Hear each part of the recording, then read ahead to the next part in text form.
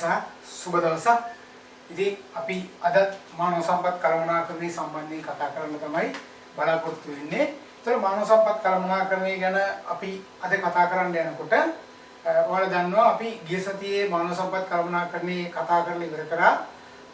කාර්යඵල කළමනාකරණය ගාවට එනකන් අපි කතා කරලා ඉවර කරා නේද? එතකොට බඳවා ගැනීම අනුස්ථාපනය කරලා ඉවර වෙලා අපි කාර්යඵල ඇගීම කළමනාකරණය කියන එක පටන් ගත්තා. ඒතර කාර්යඵල කියන්නේ මොකද්ද? කාර්යඵල සේවා යෝජකයාට සහ සේවා දායකයාට වැදගත් වෙන්නේ කොහොමද කියන එක කතා කරලා කාර්යඵල ක්‍රියාවලියෙන් තමයි අපි නතර කළේ. එහෙනම් අපිට අද කතා කරන්න තියෙන්නේ එතන ඉඳන්. ඒතකොට මම ආපහු මතක් කරගත්තොත් එහෙම කාර්යඵල කියන එක මෙන්න මේ විදිහට තමයි අපි කතා කරේ ගිය සතියේ නේද?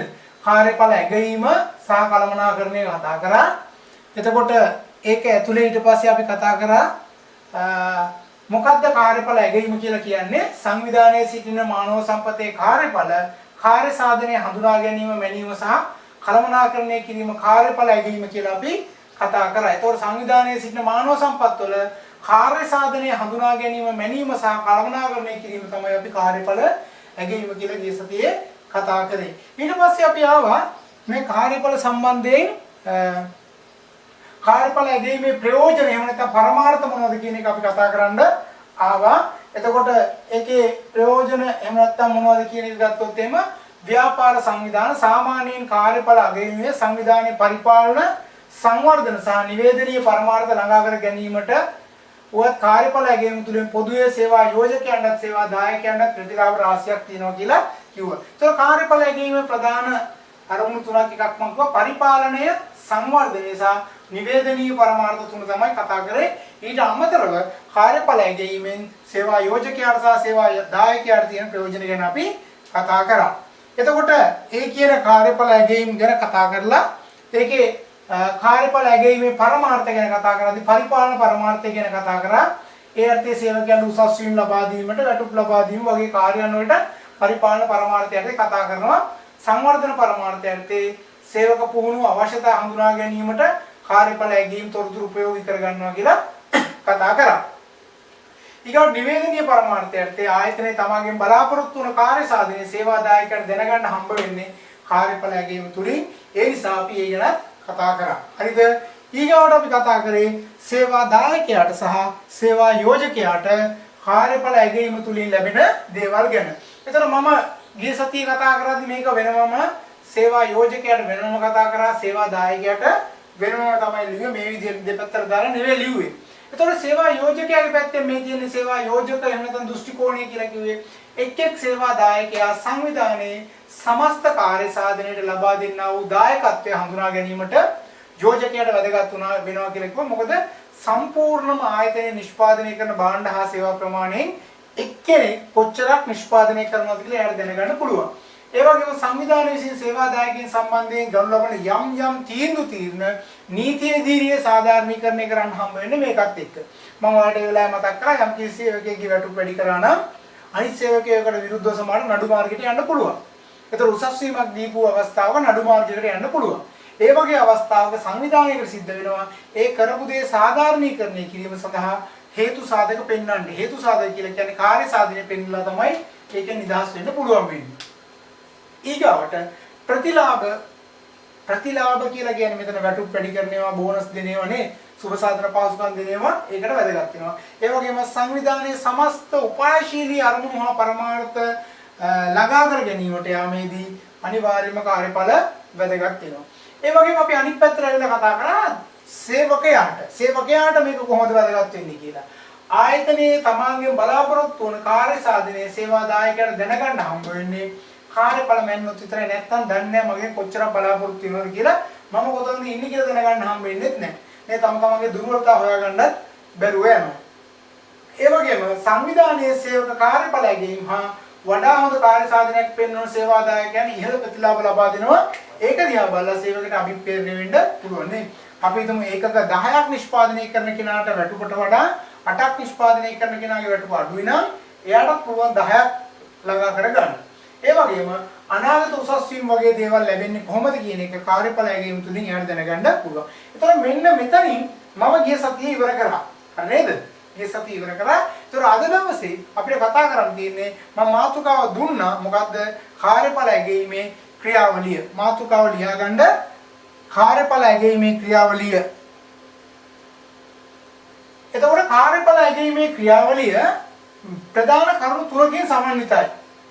එතකොට විභාගෙට ගිය පාර සහ ඊට ඉස්සෙල්ලා පාරවල මෙන්න මේ කාර්යඵල ඇගීම සම්බන්ධයෙන් අහන විතරක් වගේම කාර්යඵල ඇගීමේ ක්‍රියාවලියේ පියවර කීයක් තිබ්බද කියලා අහලා තිබ්බා. මේකේ නම් පියවර කීයක් තියෙනවද? පියවර 3ක් තියෙනවා නේද? මේ පියවර 3 ඔස්සේ අපිට සිද්ධ වෙනවා ඊගාට මොකද්ද වෙන්නේ කියලා කතා කරන්න. ලියාගමු මෙන්න මෙහෙම කාර්යඵල ඇගීමේ ක්‍රියාවලිය කියලා ලිව්වා. කාර්යඵල ඇගීම සඳහා සංවිධානයේට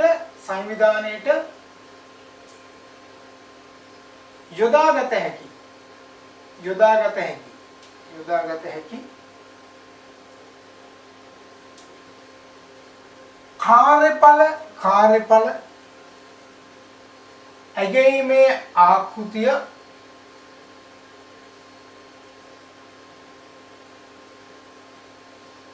සහ එහි පියවර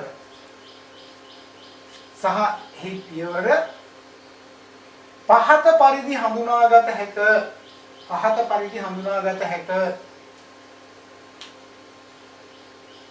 හරිද? මෙන්න පියවර තුනක් තියෙනවා. මේක පැහැදිලිව ලියා ගන්න. පළවෙනි එක කාර්යඵල ඇගීමේ මානයන් හඳුනා ගැනීම. පළවෙනි කොටුව දාලා ලියා ගන්න. කාර්යඵල ඇගීමේ මානයන් හඳුනා ගැනීම.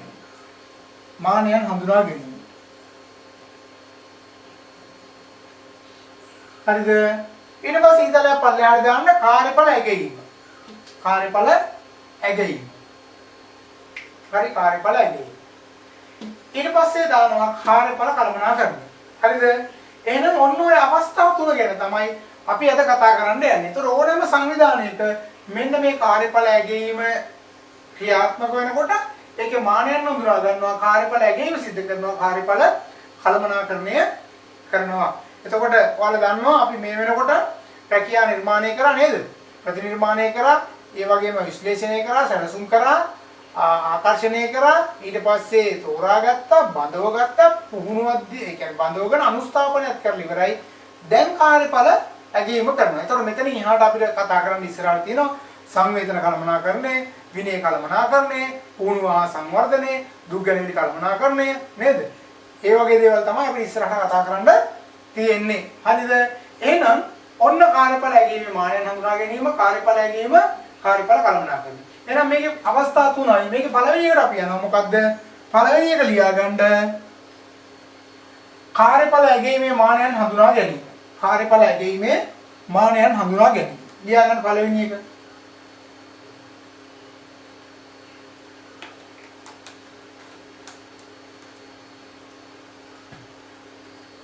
හරි.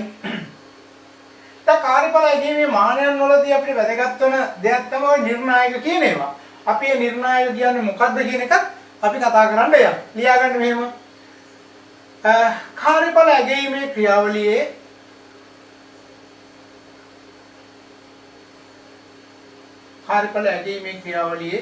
පළමු පියවර වන කාර්යඵල ඇගීමේ මානයන් හඳුනා ගැනීම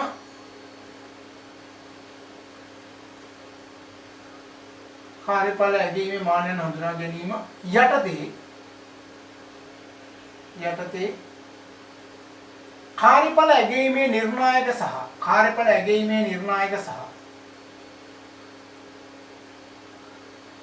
එක් එක් නිර්ණායකයට අදාළ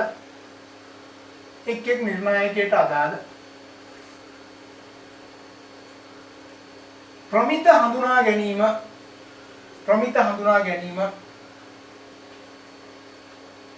සිදු කරනු ලැබේ.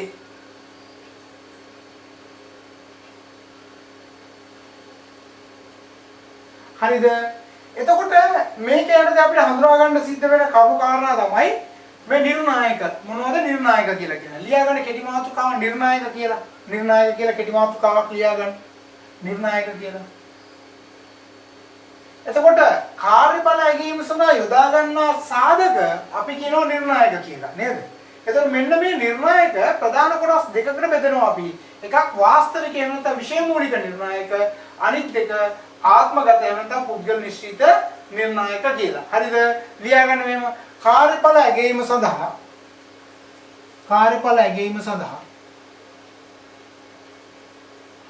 යොදා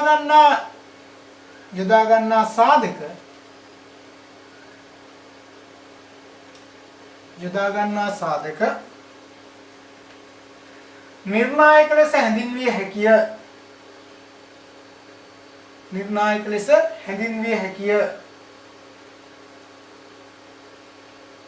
නිර්ණායක ප්‍රධාන කොටස් දෙකක්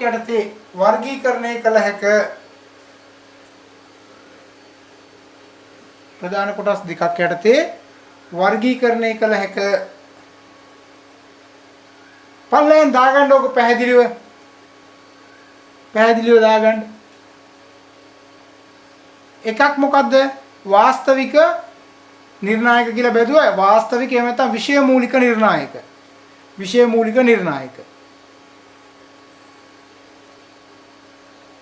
ඊගාව එක ආත්මගත එහෙම නැත්නම් පුද්ගල නිශ්චිත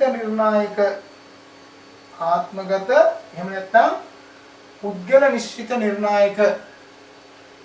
වාස්තවික එහෙම නැත්නම් විෂය මූලික නිර්ණායක. එහා පැත්තේ ආත්මගත එහෙම නැත්නම් පුද්ගල නිශ්චිත නිර්ණායක.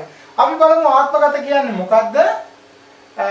පුද්ගල නිශ්චිත කියන්නේ මොකද්ද කියලා. නේද? ආත්මගත පුද්ගල නිශ්චිත එහෙම නැත්නම් වාස්තවික විෂය මූලික කියන්නේ මොකද්ද කියලා. පොඩි තරුවක් දාලා ලියාගන්න එක වාස්තවික එහෙම නැත්නම් විෂය මූලික නිර්ණායක.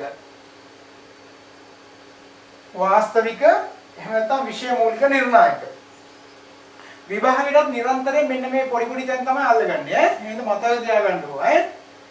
වාස්තවික එහෙම නැත්නම් විෂය මූලික නිර්ණායක. මෙහෙම ලියාගන්න. ප්‍රමාණාත්මකව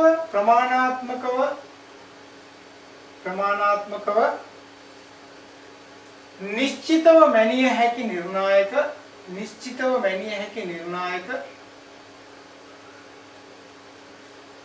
වාස්තවික නිර්ණායක ලෙස හැඳින්වේ. පැහැදිලිද? එහෙනම් ප්‍රමාණාත්මකව මනින්න පුළුවන් නම් අපි ඒවට කියනවා මොකද්ද? වාස්තවික විෂය නැත්නම් විෂය මූලික නිර්ණායක කියලා. මනින්න පුළුවන්. ඒ උදාහරණයක් තියෙනවා සේවකයෙක් නියෝජිතයෙක් මාසකදී අලෙවි කරන භාණ්ඩ ඒකක සංඛ්‍යාව. සේවකයෙක් හෝ සේවිකාවක් දිනකදී නිපදවන ලද භාණ්ඩ ඒකක ප්‍රමාණය නේද? මේවා එනම් මනින්න පුළුවන්. අර සම්භාවිතාවේදීත් කතා කරන්නේ නේද? ප්‍රමාණාත්මක සහ ප්‍රමාණාත්මක නොවන කතන්දරේ උදාහරණ ලෙස ලියාගන්න. අලෙවි නියෝජිතයෙක් මාසකදී අලෙවි කරන ලද භාණ්ඩ ඒකක සංඛ්‍යාව. හරි. ඊගවට අපිට යන්න වෙනවා මොකද්ද? ආත්මගත එහෙම නැත්නම් පුද්ගල නිශ්චිත නිර්ණායක. විභාගයෙන් අහන්න පුළුවන් ආත්මගත යනට සමාන වන්නේ කියලා. මොකක්ද එන? පුද්ගල නිශ්චිත. නේ? වාස්තවික සමාන වන්නේ විෂය මූලික. මේ දීලා තියෙන්නේ. මොකද ඔයාලට හම්බෙන්නේ මතක තියාගන්න මිඩ් එක්සෑම් එකේ බහුවර්ණ පේපර් එකක් තියෙන්නේ. ඔන්ලයින් විභාගේ තියෙන්නේ. එතකොට ඒකෙදී මම ඉදිරියේදී කතා කරන්න දැන් අද ඇවිල්ලා මේ අපි කතා කරන එකත් එක්ක දැන් අපි මාස දෙකක් ඉවරයිනේ. අද මාස දෙකක් ඉවරයි ඈ. මේ පාඨමාලාවේ මාස 3කට පස්සේ මිඩ් එක්සෑම් එක එනවනේ. එතකොට අපි සැලකිය යුතු ප්‍රමාණයක් අද වෙලදී කතා කරන්න ඉවර වෙනවා. ඒ නිසා දැන් අපිට ආපහු මුල ඉන්නා වගේ කතා කරන්න බෑ. අපි ලොකු කරුණු කාරණා ටික ඉගෙනගෙන තියෙන්නේ. එතකොට මේ ඉගෙන ගන්න ඒවාෙන් තමයි පේපර් එකට එන්නේ. එතකොට බහුවර්ණ පේපර් එකක් තමයි ඔයාලට තියෙන්නේ. ඒකේ ප්‍රශ්න 4ක් තියෙනවා. නිවැරදි වර්ණය තෝරන්න තියෙන්නේ. පේපර් එක එන විදිය සහ අයවත් මම ඉදිරියේදී කතා කරන්නම්කෝ. හරි? එතකොට මතක තියාගන්න මෙන්න මේ වගේ තැන් වලින් අහන්න පුළුවන් ඈ. ලියා ගන්න ආත්මගත එහෙම නැත්නම් පුද්ගල නිශ්චිත නිර්ණායක කියන එකටද ප්‍රමාණාත්මකව නිශ්චිතව මැනිය නොහැකි නිර්ණායක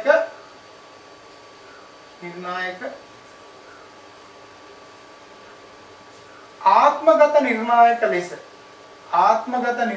ලෙස හැඳින්වේ.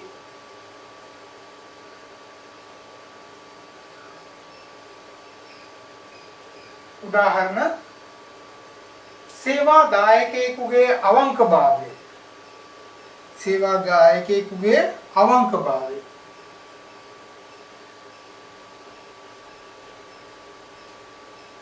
හරිද? ඒතර අවංකභාවය කියන එක ඔනස් කියන එක අපිට බලන්න බෑ, මනින්න බෑ. හැබැයි ඒක සංවිධානයේට සේවකයටත් වැදගත් නැද්ද? සේවකයටත් වැදගත් නේ. සේවකයාට හිතන්නකෝ 4:30ට ඕෆ් වෙන්න තියෙනවා නම් එයාට 4:00 කාලේ ඉඳන් මේසි ඉඳගෙන ඉන්න පුළුවන් වැඩක් නොකර නේ.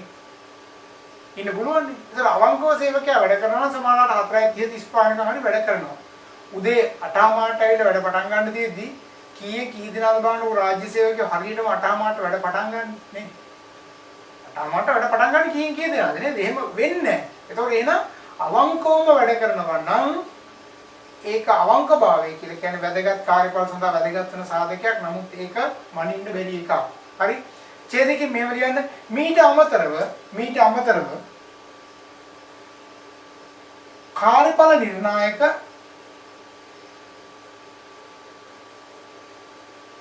පහත ආකාරයටද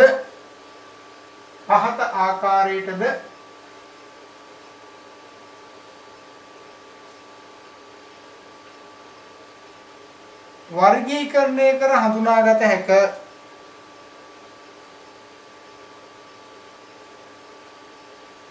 පහත ආකාරයටද වර්ගීකරණය කර හඳුනාගත හැක. නිකන් පොඩි තරුදා රෝම ඉලක්ක 1 2 3 කියලා දාගන්නකො. එක ගති ලක්ෂණ. හරිද? මේ දැන් ගති ලක්ෂණය කියන එක අවංකභාවයේ තියෙන එකකුත් භාවයකටපත් වෙනවා. නම් ක්‍රියා ගන්න මේව ගති ලක්ෂණ. ගති ලක්ෂණ සම්බන්ධයෙන් නායකත්ව න්‍යායකුත් තියෙනව නේද? ගති ලක්ෂණ න්‍යාය ඉදිරියේදී කතා කරනවා යාර. නායකත්වයේ සම්බන්ධයෙන් කතා කරනකොට නායකත්ව න්‍යායන් තියෙන්නේ නේද? එතකොට මේ ගති ලක්ෂණ න්‍යාය තියෙනවා, චර්යාත්මක න්‍යාය තියෙනවා, ඊට පස්සේ අවස්ථානුකූල න්‍යාය තියෙනවා, ඉගෙනුම් න්‍යාය තියෙනවා. ඔය හතර ගැන අපි විශේෂයෙන්ම කතා කරනවා ඉදිරියේදී. ගති ලක්ෂණ න්‍යාය ලියා ගන්න මේව යම් කිසි පුද්ගලයෙකු සතු ගුණාංග ගති ලක්ෂණ ලෙස මෙහිදී හඳුනා ගනී. අවංකභාවය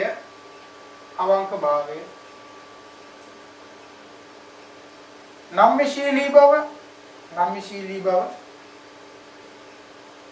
මෙම ගති ලක්ෂණයන්ට අදාළ වේ.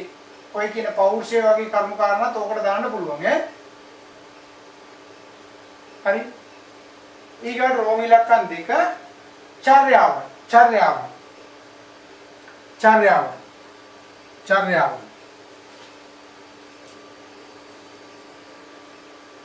ඒ අර්ථ ලියා ගන්න යම් කිසි පුද්ගලයෙකු එමෙත සේවාදායකයෙකු ක්‍රියා කරන කමා හැසිරෙන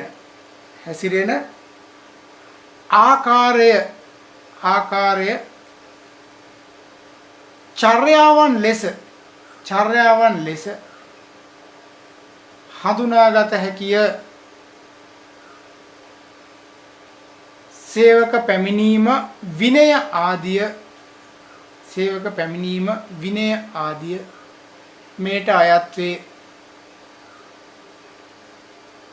හරි? ඊගොල්ලෝ අපිට වැදගත් කාරණාවක් තියෙන තුන්වෙනි එක ප්‍රතිඵල රිසල්ට් එක මොකක්ද කියන එක. ඒක පැහැදිලිව තේරෙනවනේ. ලියා ගන්න මෙහෙම යම් කිසි කාර්යයක අවසන් නිවවුම ප්‍රතිඵලය වේ. සේවකයෙකු මසක් තුල නිපදවන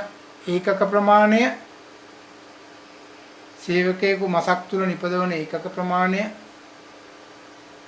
මීට අදාළ වේ. හරි?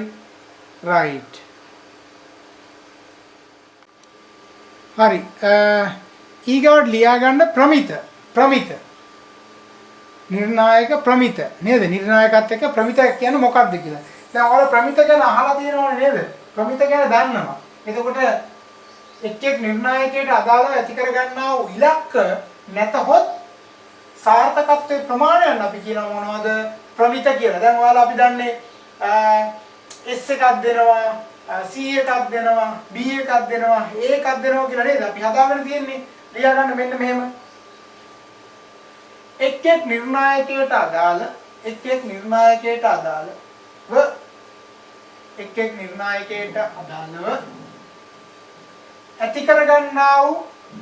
ඇති කර ගන්නා වූ ඉලක්ක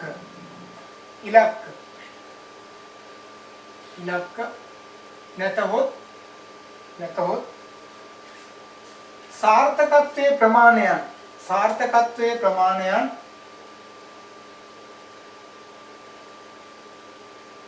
පරිමාණ එහෙම නැත්නම් සාර්ථකත්වයේ ප්‍රමාණයන් එහෙම නැත්නම් පරිමාණ ප්‍රමිත නමින් හැඳින්වේ.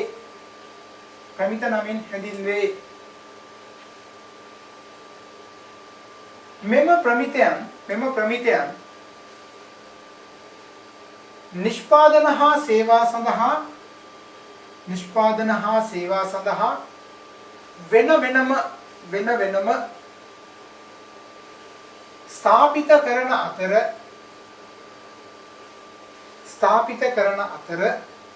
සංවිධානයේ අවශ්‍යතාවයේ මත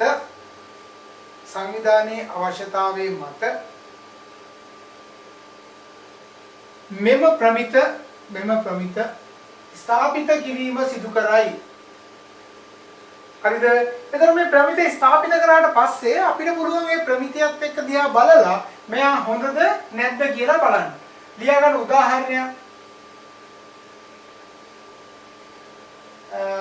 උදාහරණ නිෂ්පාදන දෙපාර්තමේන්තුවේ යන්ත්‍ර ක්‍රියා කරවන්නන් දිනකට නිෂ්පාදනය කරන ලද භාණ්ඩ ඒකක ගණන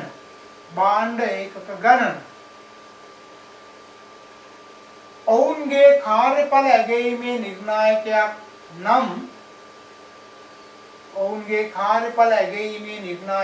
නම්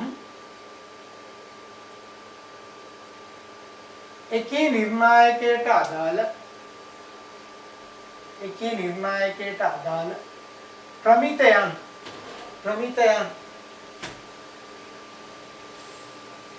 පහත පරිදි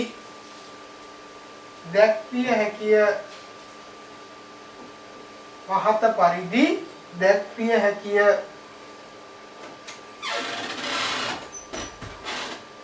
හරිද?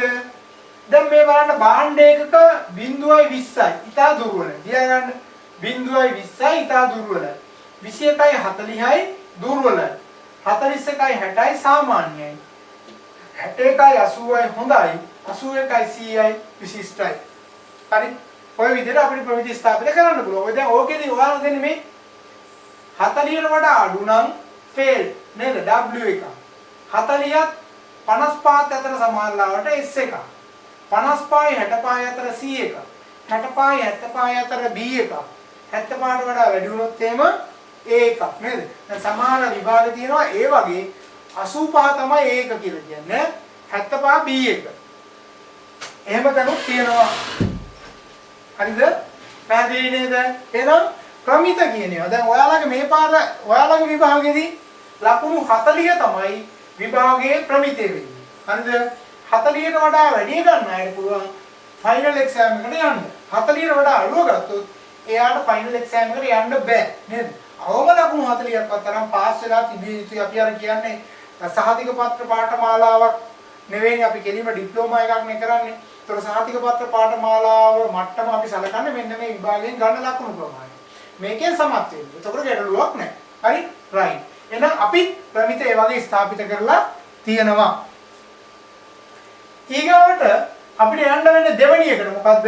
කාර්යඵල ඇගීම. ඔන්න කාර්යඵල ඇගීමේ මානයන් කතා කරලා ඉවරයි. ඊගාවට අපි කතා කරනවා කාර්යඵල ඇගීම. එතකොට මේ කාර්යඵල ඇගීම සාපේක්ෂව කාර්යඵල අගයන්නත් පුළුවන්. ඒ වගේම නිරපේක්ෂව කාර්යඵල අගයන්නත් පුළුවන්. ඔයාලා දන්නවා සාපේක්ෂ සහ නිරපේක්ෂ නේද? සාපේක්ෂ කියලා කියන්නේ සංසන්දනය කරනවා නේද? නිරපේක්ෂව කියලා නෑ. එහෙම එකක් දීලා ඒකට වඩා වැඩි නම් හොඳයි නැත්නම් නිකන් නේද? දැන් පන්තියේ පළවෙනියා කියලා කියන්නේ කවුද? පන්තියේ පළවෙනියා. දැන් ඔයාලගේ මිඩ් එක්සෑම් එකේ පළවෙනියා වෙන කෙනාට තෑග්ගක් හම්බෙන්නේ ඈ. සාපේක්ෂයි නේද එතකොට? කට්ටිය අතරින් හොඳම කියලා. ෆයිනල් එක්සෑම් එකේ වැඩිම ලකුණු ගන්න කෙනාට මෙඩල් එකකුත් හම්බෙන්නේ ඈ. වෙනම බැච් ස්ටොප් කියලා මෙඩල් එකක් සාධකයක් වෙනවම හම්බෙන්නේ ඈ. ඒක ගන්න පුළුවන්. ඒ වගේම ෆයිනල් ප්‍රොජෙක්ට් එක සබ්මිට් කරාට පස්සේ ප්‍රොජෙක්ට් එකේ වසරේ හොඳම ව්‍යාපෘතිය සඳහා කියලා වෙනම සම්මානයක් තියෙනවා මෙඩල් එකකුත් තියෙනවා. හරිද? ඒවා ඉදිරියේදී දැනුවත් කිරීම ටික කරන්න ඒවා ගන්න පුළුවන් ඔයාලට. ඒතර මේකෙදිත් වැඩිම ලකුණු ගන්න කෙනාට විශේෂ තෑග්ගක් හම්බ වෙනවා. ඒතර එතනදී ඔයාලා වැඩිම ලකුණු අරන් තියෙන 71 නම් 71ට දෙන්න වෙනවා නේ. ඒක තමයි අපි කියන සාපේක්ෂයි කියලා. නමුත් නිරපේක්ෂ කියලා කියන්නේ 95ට වඩා ගත්ත කෙනාට තෑග්ගක් දෙනවා කිව්වොත් එහෙම 95ට වඩා ගත්ත එක්කෙනෙක්ව කීප දෙනෙක් කිව්වොත් ඒ ඔක්කොටම දෙන්න වෙනවා නේ. ඒතර 95ට වඩා ගත්තා තමයි ඒ නිරපේක්ෂයි. 95ට වඩා වැඩි ඉච්චරයි. හරි? මේ දවස්වල අර වැක්සින් එක ගන්න 60ට වඩා වැඩි අය නේද? 60ට වඩා වැඩි සාපේක්ෂත්වයෙන් 60ට වඩා වෙන්න අන්න ගහන යන්නේ ලියාගමුකෝ. සත්‍ය ලෙසම සේවාදායකයින්ගේ කාර්ය සාධනය මැන බැලීම සේවාදායකයින්ගේ කාර්ය සාධනය මැන බැලීම මෙම පියවරේදී සිදුවේ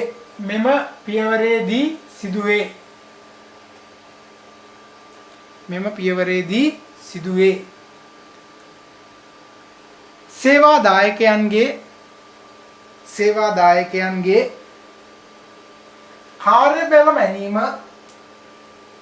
කාර්යඵල මැනීම පහත පරිදි දෙආකාරයකට සිදු කළ හැකිය.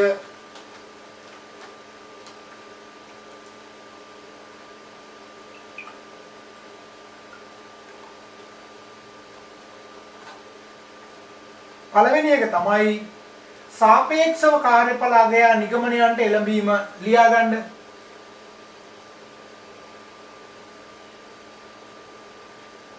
සාපේක්ෂව කාර්යඵල අගය නිගමනයන්ට එළඹීම.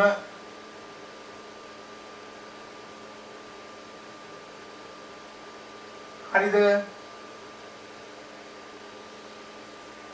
මෙම ලියා ගන්න. මෙම ප්‍රවේශයේදී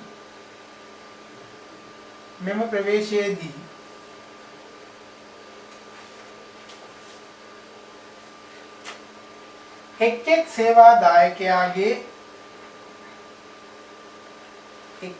සේවාදායකයාගේ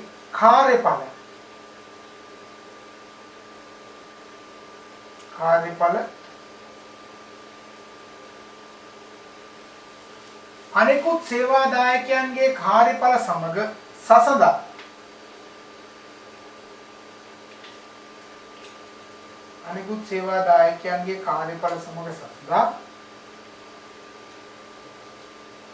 නිගමනයන්ට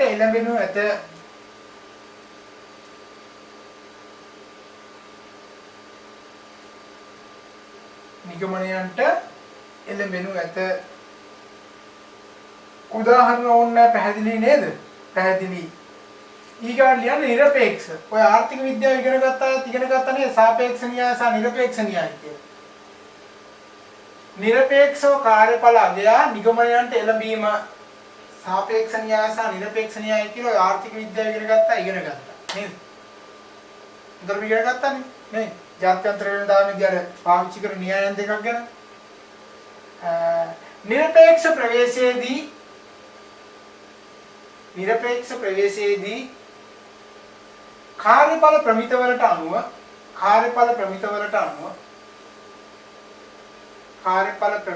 අනුව කාර්යඵල අගයන අතර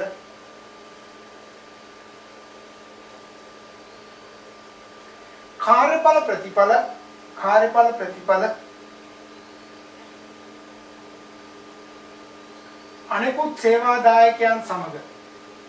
අනෙකුත් සේවාදායකයන් සමග සැසඳීමක් මෙහිදී සිදු නොකරයි. සැසඳීමක් මෙහිදී සිදු නොකරයි. හරිද? ඊගොට අපි යම් බලන්න ඔය කාර්යඵල ඇගීමේ ශිල්ප ක්‍රම ගැන කතා කරන්නේ. එතකොට මේ කාර්යඵල ඇගීමේ ශිල්ප ක්‍රම තියෙනවා විශාල වශයෙන්. එහෙම නැත්නම් අපි 15ක් 20ක් 10ක් 14ක් 15ක් අපිට ඉගෙන ගන්න පුළුවන්. හැබැයි මම මේ කාර්යඵල ඇගීමේ සියලුම ශිල්ප ක්‍රම ගැන සවිස්තරාත්මක විස්තරයක් දෙන්නේ. හැබැයි මම කියන්නේ. හරිද? ගුණ පරිමාණ ඇගීම් ක්‍රමය ගැන අපි කතා කරන්න ඕනේ. ඒ වගේම අංශක 360 ප්‍රතිපෝෂණ කාර්යඵල ඇගීම් ක්‍රමය ගැන අපිට කතා කරන්න ඕනේ. අනිත් ඒවා නම් අපිට යම් ප්‍රමාණයකින් සාකච්ඡාමය වශයෙන් කතා කරලා ඉවර කරගන්න පුළුවන් ඒවා තියෙන්නේ. ලියා ගන්න මාතෘකාව කාර්යඵල ඇගීමේ ශිල්ප ක්‍රම. කාර්යඵල ඇගීමේ ශිල්ප ක්‍රම.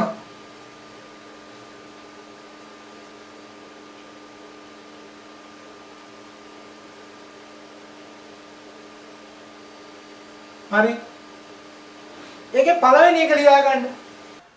ගුණ පරිමාණ ඇගයුම් ක්‍රමය. දැන් ওই ගුණ පරිමාණ ඇගයුම් ක්‍රමය තමයි ශ්‍රී ලංකාව තුල බහුල වශයෙන්ම පාවිච්චි කරන්නේ. ඒ නිසා අපි ඒක ගැන අදහසක් ගන්න ඕනේ. ලියා ගන්න මෙන්න මෙහෙම. ශ්‍රී ලංකාව තුල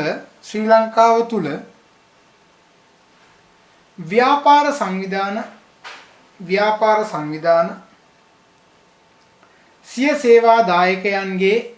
සේවා දායකයන්ගේ කාර්යඵල ඇගීමේදී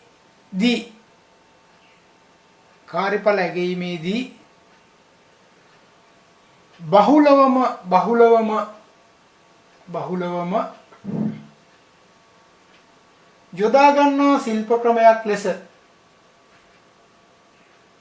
යොදා ගන්නා ශිල්ප ක්‍රමයක් ලෙස ගුණ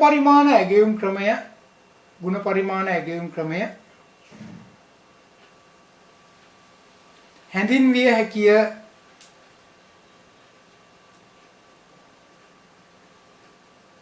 මෙහිදී කාර්යඵල අගයනු ලබන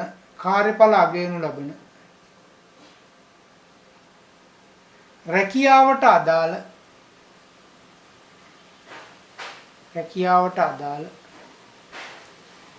නිර්ණායක හඳුනාගෙන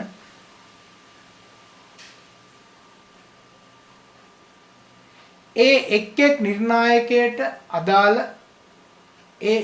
නිර්ණායකයට අදාළ ප්‍රමිත පරිමාණගත කොට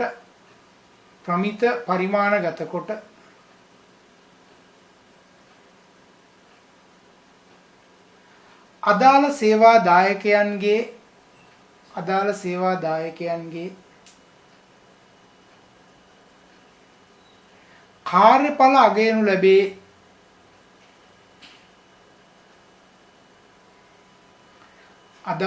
දායකයන්ගේ කාර්යඵල අගයනු ලැබේ.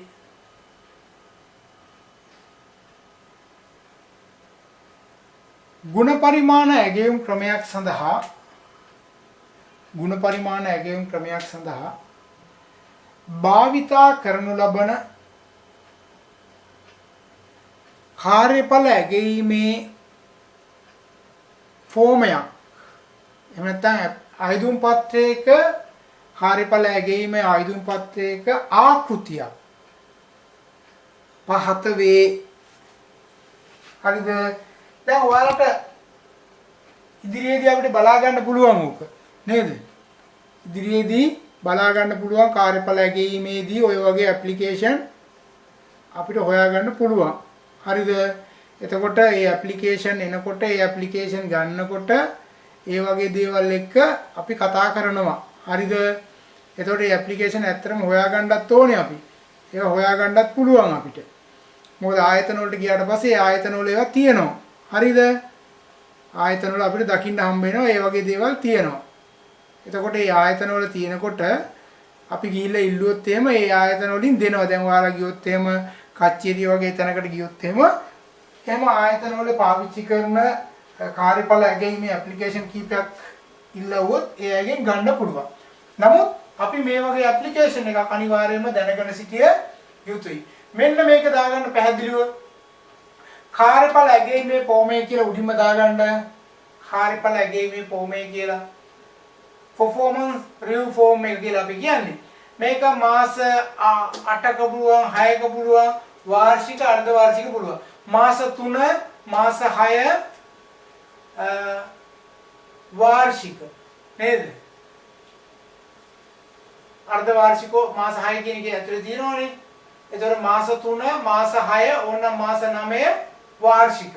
දාගන්න හතරක් දාගන්න වෙන මාස 3 මාස 6 මාස 9 මාස 12 එහෙම නැත්නම් වාර්ෂික.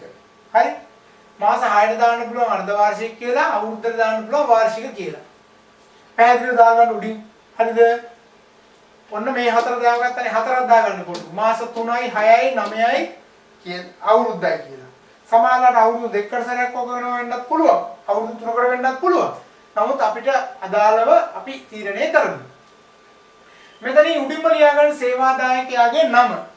RM ජෝතිපාල නේද? HR ජෝතිපාල නෙවෙයි RM ජෝතිපාල නේද? හරියනේ. ඒතකොට එහෙනම් ඔන්න නම දාගත්තා RM ජෝතිපාල කියලා. බඳවා ගත්ත දිනය 2018 1/15.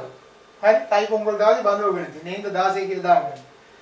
2018 1/16 බඳවාගත් දිනය. ඊගොවට මේක කියනවා කාර්යඵල අගයන කාල සීමාව. කවදා ඉඳන් කවදා දක්වාද? කාර්යඵල අගයන. දැන් හිතන්න 2020 ජනවාරි 1 වෙනිදා සිට 2020 දෙසැම්බර් 31 දක්වා. හරි? දෙසැම්බර් 31 දක්වා. ඊට පස්සේ දෙපාර්තමේන්තු ඒකකේ මොකක්ද මේවා වැඩ කරන්නේ? නිෂ්පාදනයේද, මූල්‍යද, මානව සම්පත්තියේද නේද? පර්යේෂණයේද, සංවර්ධනයේද? අන්නේ දෙපාර්තමේන්තු. අපි කියමු නිෂ්පාදන දෙපාර්තමේන්තුව. හරි දෙපාර්තමේන්තු ඒකක. හරිද? එහෙනම් කාර්ය සාධන අගයන කාල සීමාව දාගන්න පුළුවන් Tamanට මං කිව්වා වගේ ජනවාරි 1 ඉඳන් දෙසැම්බර් 31 දක්වා දෙපාර්තමේන්තු ඒකකයේ නිෂ්පාදන කියලා දැම්මහම එතන යටින් ලියා ගන්න මෙහෙම එක් නිර්ණායකයට අදාළව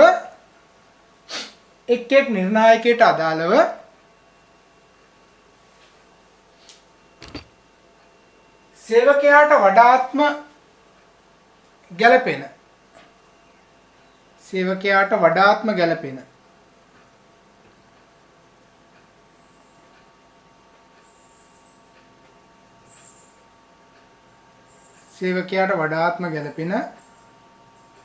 කාර්ය සාධනයට අදාළ කොටුව සලකුණු කරන්න. හරිද? දැන් මේකේ දීලා තියෙන කොටු තුනක්. එක කියලා කියන්නේ ඉතා දුර්වලයි. දෙක දුර්වලයි. තුන සාමාන්‍යයි. හතර හොඳයි. පහ විශිෂ්ටයි. හරි? දාගන්න. එක ඉතා දුර්වලයි. දෙක දුර්වලයි. හරිද? තුන සාමාන්‍යයි. හතර හොඳයි. පහ විශිෂ්ටයි.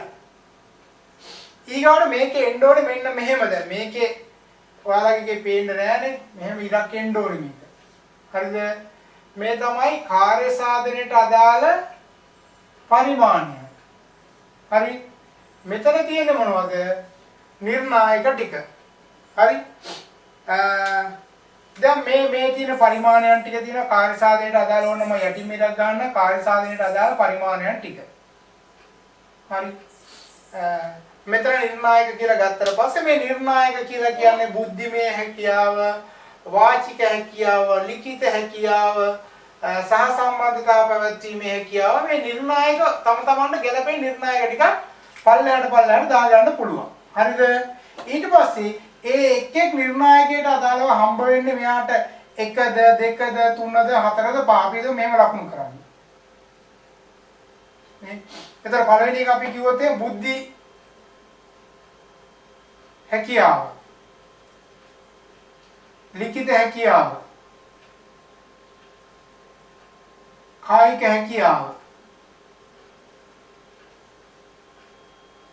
සමාජ සම්බන්ධතා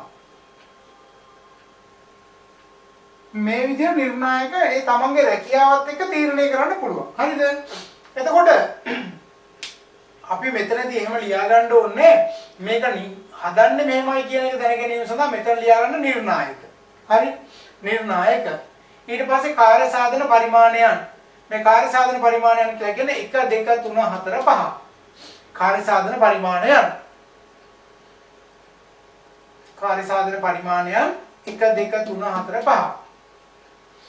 නිර්ණායක කාර්ය සාධන පරිමාණයන් ඊට පස්සේ එකතුව. මේවට දැන් දෙන ඒ වගේ හරි දානවා නම් ලකුණු දානවා නම් කීයද? හරිද? මේව පහක් විතර පල්ලයට ගහලා මේ කොටුවක් ගන්න. හරි පහක් විතර ගහලා සාමාන්‍ය නිර්ණායක සමහර අය වගේ තියෙනවා රැකියාව නිර්ණායක 25 30 40 50 තියෙනවා ඈ.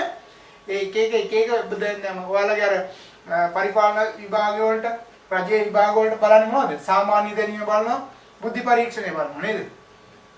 දැන් අපස උසස් පෙළ විභාගයේදී බලන්නකො. විෂයන් තුන විතරක් සමත් වීම ප්‍රමාණවත් නැහැ. ඒ තුනක් තිබීම නේ. සාමාන්‍ය දැනීම සහ බුද්ධි පරීක්ෂණ කියලා පේපර් එකක් තියෙනවා නේද? ඒ පේපර් එකේ ලකුණු 40ට වඩා අඩු වුණොත් මොකද වෙන්නේ? කැම්පස් යන්න බෑ. දැන් මම දන්න ළමයෙක් හිටියා ගිය අවුරුද්දේ ඉස්සෙල්ලා අවුරුද්දේ ඒ තුනක් ගත්තා. නමුත් බුද්ධි පරීක්ෂණේ ලකුණු තිබ්බේ 32ක්ද කොහෙද? යන්න බැරි වුණා. ඉතින් මම හිතන්නේ අපරාධයක් වුණේ. ඊට පස්සේ ආයෙ ඊගා අවුරුද්දේ ආයෙ කරන්න ආවා.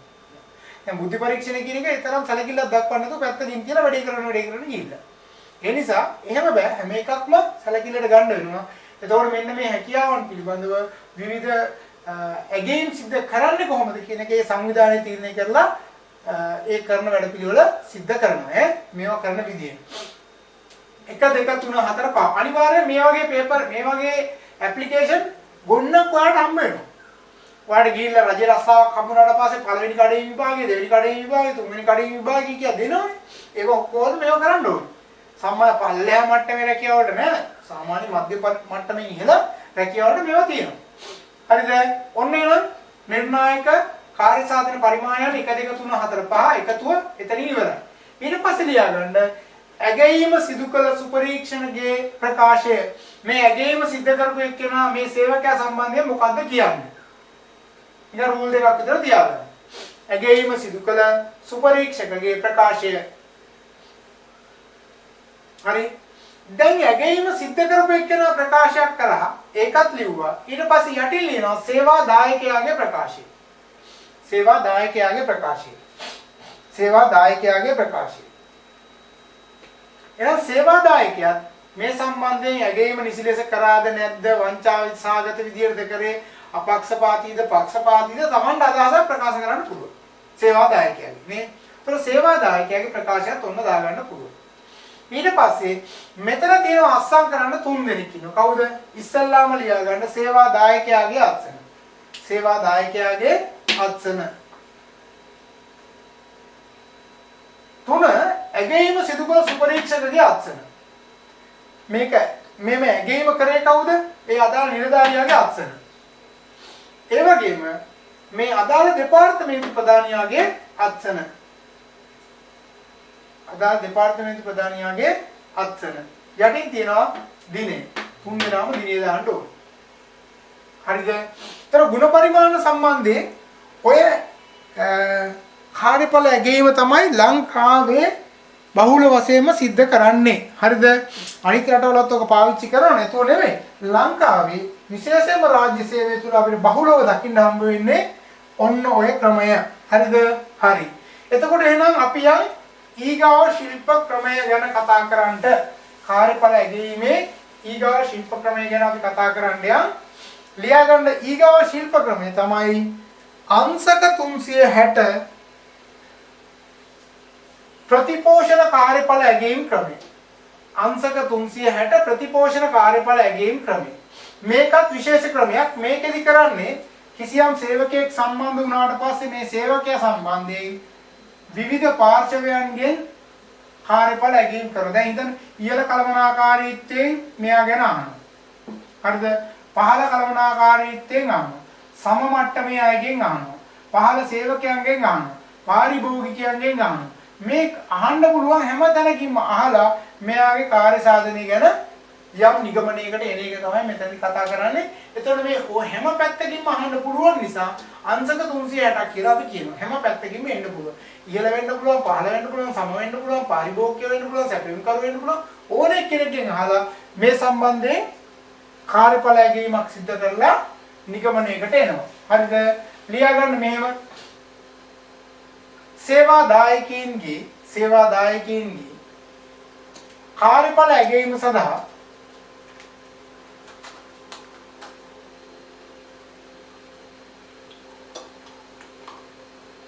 යොදා ගන්නා නූතන ශිල්ප ක්‍රම වලින් තවත් එක් වැදගත් ශිල්ප ක්‍රමයක් ලෙස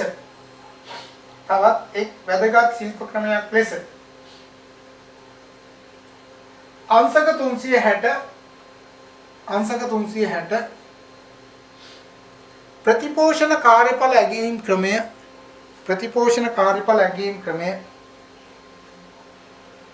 දැක්විය හැකිය මෙහිදී කාර්යඵල ඇගීමට භාජනය වන සේවාදායකයාට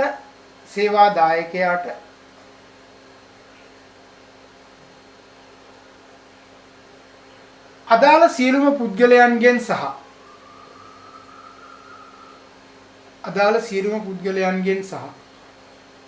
කණ්ඩායම් වලින්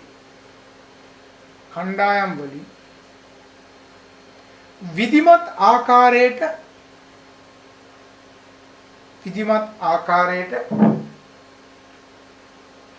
කාර්යඵල දත්ත හා තොරතුරු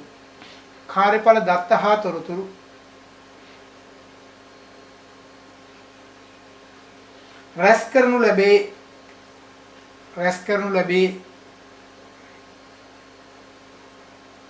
ඒ අනුව මෙම ක්‍රමයේදී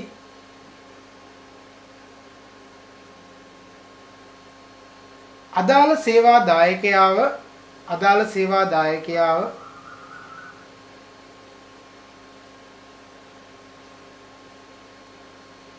බහුමූලාශ්‍ර යොදාගෙන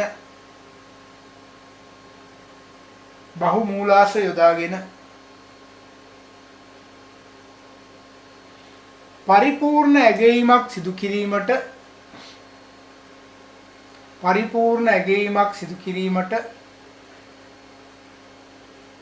ඇගයුම් කරුට අවස්ථාව ලැබේ.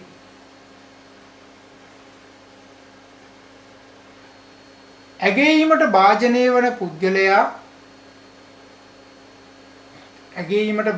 වන පුද්ගලයා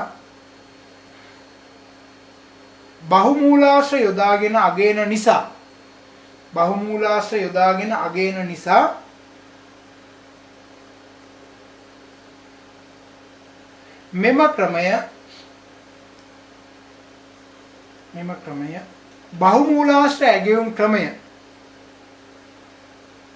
බහුමූලාශ්‍ර ඇගයුම් ක්‍රමය නැතහොත් බහු ඇගයීම් ප්‍රතිපෝෂණ ශිල්ප ක්‍රමයේ ලෙසද හඳුන්වනු ලැබේ. හරිද? දැන් එහෙනම් ඕකේ අපිට බලන්න පුළුවන් මෙයාව ඇගීමට ලක් කරන්නේ කොයි පැතිකඩයන්ගෙන්ද කියලා. හරිද? අපි ඔක්කොම ලියා ගන්න යන්න ඕනේ. සරලව අපි මේ විදිහට දාගමු. මේ රූප සටහන දාගන්න. මේකේ පෙන්නනවා ඉහළම ඉන්නවා කළමනාකරුවන් සුපරීක්ෂකීන්. අනිත් පැත්තේ පාරිභෝගිකීන්, යටත් සේවකීන්, සම මට්ටමේ සේවාදායකීන්. ඇගීමට භාජනය වන සේවාදායකයන් මැද. දාගන්න ওই රූප සටහන. දාගන්න. උඩින් ඉන්නවා කළමනාකරුවන් සුපරීක්ෂකීන්. ඊගාට පාරිභෝගිකයින්. ඊට පස්සේ යටත් සේවාදායකයින්. සම මට්ටමේ සේවාදායකයින්.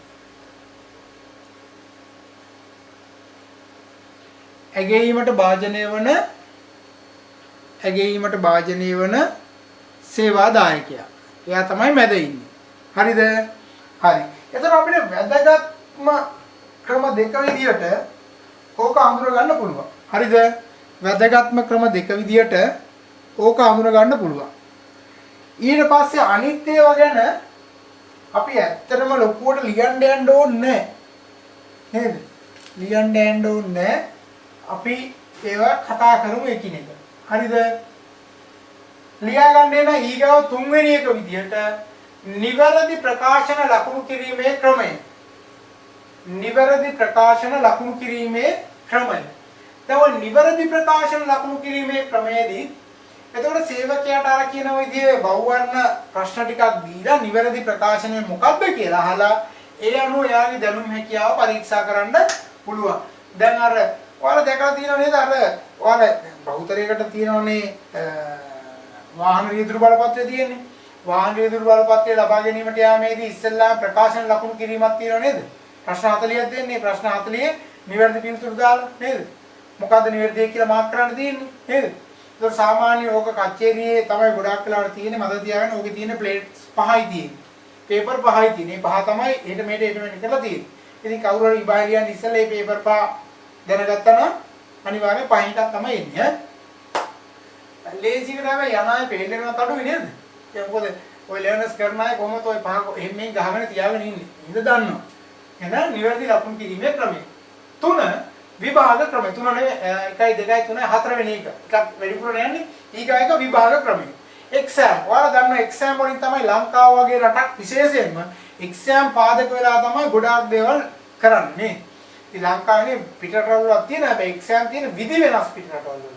දැන් අපේ රටේ අපි ඔයාලට මතක තබා ගැනීම මතන විභාග තියෙන්නේ. මතක තබා ගැනීම හොඳට තියෙන කෙනා විභාගයෙන් පාස් වෙනවා. මතක තබා ගැනීම මේ මොහොතේ අඩු වුණොත් එහෙම යා විභාගේ ෆේල් වෙනවා කොච්චර දක්ෂයෙක් වුණා. පිටරටවල වල එහෙම නෑ. සමහරවිට උගන්නපු දේවල් ඔක්කොටම අදාළ පොත්පත් ටික ලයිබ්‍රරියේ තියෙනවා. ලයිබ්‍රරියට ගිහිල්ලා අදාළ ප්‍රශ්න දුන්නාට පස්සේ උත්තර ලියාගෙන ඉන්න පුළුවන්. ඒතර මතක තියාගන්න ඒ වගේ ප්‍රශ්නයක් ඔයාලටත් එනවා ෆයිනල් එක්සෑම් එකේදී. ප්‍රශ්නයක් නෑ. ඔයාලට ගත්ත දැනුම ඒක රාශි කරලා ලියන්න වෙන එකක් තියෙනවා. අපි ඒකට කියන කේස් ස්ටඩි එකක් කියලා. කේස් ස්ටඩි එකේදී අපි කතා කරනවා ඒක. ඊගාවට රචනා ක්‍රමය. හරිද? ඊගාව එක තමයි වැදගත් සිද්ධි ක්‍රමය. ක්‍රිටිකල් ඉන්සිඩන්ට් එකක් දීලා යම් කිසි සිද්ධියක් දීලා ඒකට අදාළව කරුණු කාරණා විමසලා බලනවා මෙයාගේ දැනුම හැකියාවන් කොහොමද කියලා. නේද? එතකොට හිතන්නකො යමක් පිළිබඳව විස්තර කිරීමේදී අපිට දැනගන්න පුළුවන් වෙනවා ඔහුගේ ඉන්න දැනුම් මට්ටම කොච්චරක්ද කියලා. නේද? එතකොට කාර්යඵල අගයන්න පුළුවන්. සමානලාට කලමනාකරුවට කිසියම් ගැටලුවක් දෙනවා. ඒ ගැටලුවට අදාළව විසඳුම් දෙන්න කියලා. එතකොට මේ විසඳුම් දෙනකොට එයා දැනගන්න පුළුවන් අපිට එයා දෙන විසඳුම් එක්ක එයා කොතනද ඉන්නේ කියලා. හරි? ඊගාවට ස්වයං ඇගීම කරනවා. self evaluation එක. ස්වයං ඇගීම. ඊගාවට ශ්‍රේෂ්ඨ විවරණ ක්‍රමය. ෆීල්ඩ් එකේ ගිහිල්ලා බලලා කරුණු කාරණා හොයලා තීන්දුව ගන්න රටාව. ශ්‍රේෂ්ඨ විවරණ ක්‍රමය. හරි ඊගාව එක අනුපිළිවෙලින් ඇගීම. දැන් අනුපිළිවෙලින් කියලා කියන්නේ කිසියම් පිළිවෙලකට අනුව යම් කිසි කරුණු කාරණා ඒක රාශි කරගෙන එයා පෙළගස්සලා ක්‍රියාත්මක වෙන විදිහත් එක්ක කතා කරන්නේ අනුපිළිවෙලින් ඇගීම. ඊගාව එක යුගල සංසන්දන ක්‍රමය. දෙකක් දීලා ඒ ඇසුරෙන් නිවැරදි එක මොකක්ද කියලා හඳුනා ගන්නවා වගේ ඒ අදාළ කරුණු කාරණාත් එක්ක සංසන්දනය කිරීමක් එක්ක කතා කරනවා අදාළ සේවකයාත් එක්ක. එතකොට ඒකට අපි කියනවා මොකද්ද? යුගල සංසන්දන ක්‍රමය කියලා. හරි යුගල සංසන්දන ක්‍රමය. ඊගොඩ අපිට කතා කරන්න තියෙන්නේ අරමුණු අනුව කළමනාකරණය. management by objectives. ඔයාලා දන්නවනේ අරමුණක් ගත්තත් අරමුණක ප්‍රධාන කරුණු කීයක් තියෙන්න ඕන? 5ක් තියෙන්න ඕන කියනවනේ ස්මාර්ට් කියලා කියන්නේ නේද? ඒ ස්මාර්ට් වෙන අරමුණ විෂන් දෙසට යොමු වෙන්නත් ඕන කියලා කියනවා හැබැයි නිකම්ම නෙවෙයි. ඒ දෙසට යොමු විය යුතුයි. අරමුණු අනුව කළමනාකරණය. හරි ඊගාව එක චර්යා ඇගීමේ පරිමා ක්‍රමය. එතකොට චර්යාව behavior එක තමයි අපි follow කරන්නේ එතනදී. ඒ සම්බන්ධයෙන් අපිට වැදගත් වෙන එකක් තමයි ඔය පුජ්‍යල චර්යාව හඳුනා ගැනීම සම්බන්ධයෙන් කතිකා කරන වැඩ පිළිවෙල. ඔය ක්‍රමයටම තව නමක් කියනවා අපි බාස් ක්‍රමය කියලා. ලියාගන්න ඒකත් චර්යා ඇගීමේ පරිමා ක්‍රමය. ඒකටම අපි කියනවා බාස් ක්‍රමය කියලාත් කියනවා. බාස් ක්‍රමය. හරි. ඊගාව එක තමයි සම මට්ටමේ සේවා දායකයම යොදාගෙන අදාළ සේවා දායකයාගේ කාර්යඵල ඇගීම් කරන එක. එතකොට සම මට්ටමේ සේවා දායකයම තමයි කියන්නේ මෙයා හොඳද නරකද එහෙම කියලා අපි කියන්නේ නේද? අර පන්තියේ නායකයා තෝරනකොට ඔක්කොම සියලු ශිෂ්‍යයෝ සමානයි. ඒ ශිෂ්‍යයෝ අතරින් නායකයෙක් පත් කරනවා නේ. ඒ නායකයා පත් වෙන්නේ නම් සම මට්ටමේ සේවා දායකයින් තුලින් තමයි පත් වෙන්නේ. එතකොට කාර්යඵල අගයනකොටත් එක එක සේවකයා සම්බන්ධයෙන් සම මට්ටමේ ඉන්න සේවකයන්ගෙන් තොරතුරු විමසලා දැනගෙන ඒක ක්‍රියාත්මක කරනවා. හරිද?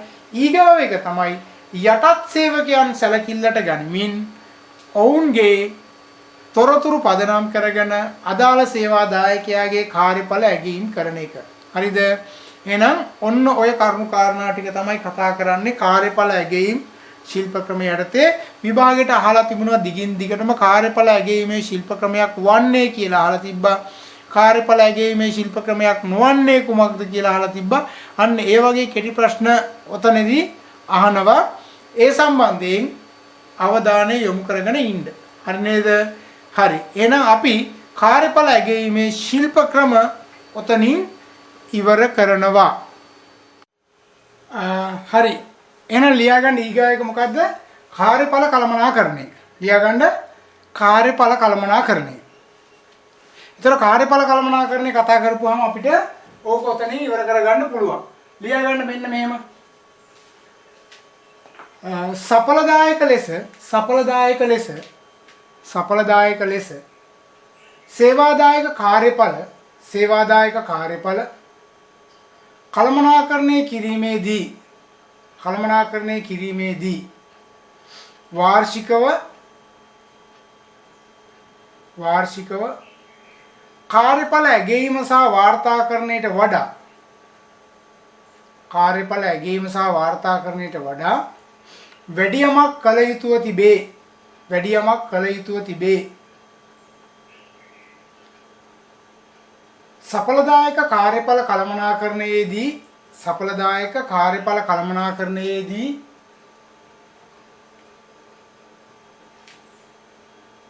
කාර්යඵල ඇගීමට අමතරව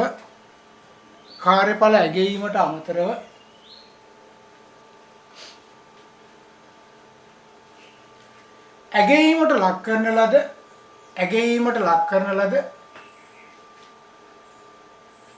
සේවා දායකයන්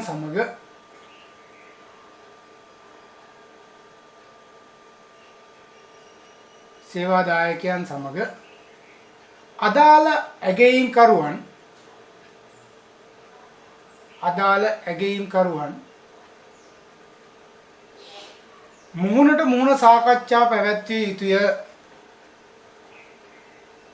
මුහුණට මුහුණ සාකච්ඡා පැවැත්විය යුතුය. ඇත්තටම වුන් මුණ ගැහිලා තමයි මේ වැඩේ කරන්න ඕනේ. ආවට ගියාට කරන්න බෑ.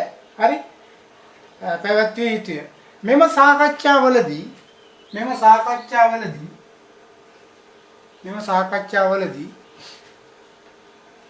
අදාළ සේවාදායකයාගේ දුර්වලතා පෙන්වා දෙන අතරතුර එකී දුර්වලතාවයන් මගහරවා ගන්නා ආකාරයේද පෙන්වා දිය යුතුය.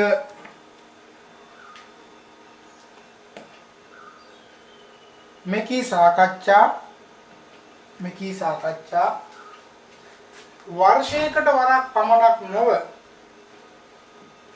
වර්ෂයකට වරක් පමණක් නොව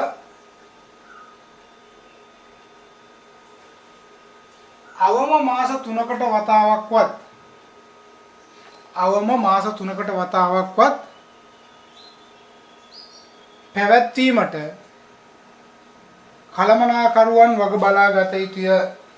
කළමනාකරුවන් වග බලා ගත යුතුය.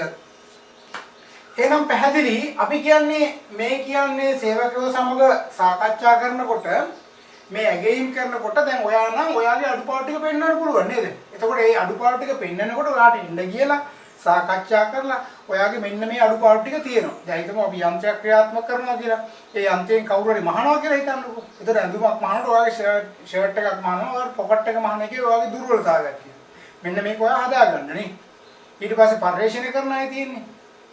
දැන් සමහර ඔයාලා දන්නවා ලැබ් ටෙස්ට් කරනකොට සමහර ඒ වගේ තියෙන ලබා දෙන ප්‍රතිඵල පිළිබඳ ගැටලු තියෙනවා. මොකද සමහර වෙලාවට ඒක කරකන්න ඕන ප්‍රමාණයක් තියෙනවා නේ. අපි හිතමු 35.2ට නම් 35.2ටම කරකලා තියෙනවා. ඒතකොට ඒ තියෙන ප්‍රශ්නේ. ඒතකොට උෂ්ණත්වය කොච්චරද තියෙන්න ඕනේ නේද? දැන් හිතන්න බ්ලඩ් රිපෝට් එකක් ගන්නවා කියලා. ඒතකොට ඒක අපි දන්නවනේ දාන එක එහෙම දිගෑරලා නේද? සෛල මෙහෙම වෙලා තැන් වලට ගිහිල්ලා ඒක ඇතුළේ තියෙනවනේ බලන්නේ. ඒතකොට මේ ටෙස්ටිං එකක් කරද්දී සමහරවල් අඩුපාඩු ගොඩක් තියෙනවා නේ. ඒතකොට එනේ අඩුපාඩු ටික හදාගන්නේ මෙහෙමයි කියලා හරියට උගන්වන්න ඕනේ නේ. ඒතකොට දැන් කම්පියුටර් පාවිච්චි කරනකොට කම්පියුටර් පාවිච්චි කරන දේ හරියට උගන්වන්න ඕනේ. අඩුපාඩු ටික කියලා දෙන්න ඕනේ. ඔයාගේ මේ අඩුපාඩු තියෙනවා කියලා සටහන් කරලා යන්න බෑ. අපි කියන්නේ අවුරුද්දක් වෙනකන් ඉන්නත් එපා. මේක පුළුවන් හැම වෙලාවකම මේක කරන්න. හරිද? right. අපි යන් එන ඊගාවට කතා කරන්න කාර්යඵල ඇගීමේ අභියෝග. සඵලදායක කාර්යඵල ඇගීමේ අභියෝග. ලියා ගන්න මාතෘකාව සඵලදායක කාර්යඵල ඇගීමේ අභියෝග.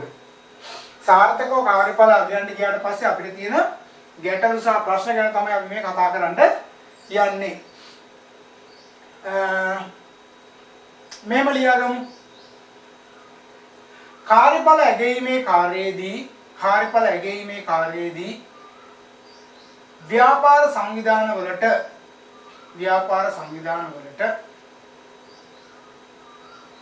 පහත දැක්වෙන අභියෝග වලට මුහුණ දීමට සිදුවිය හැකිය.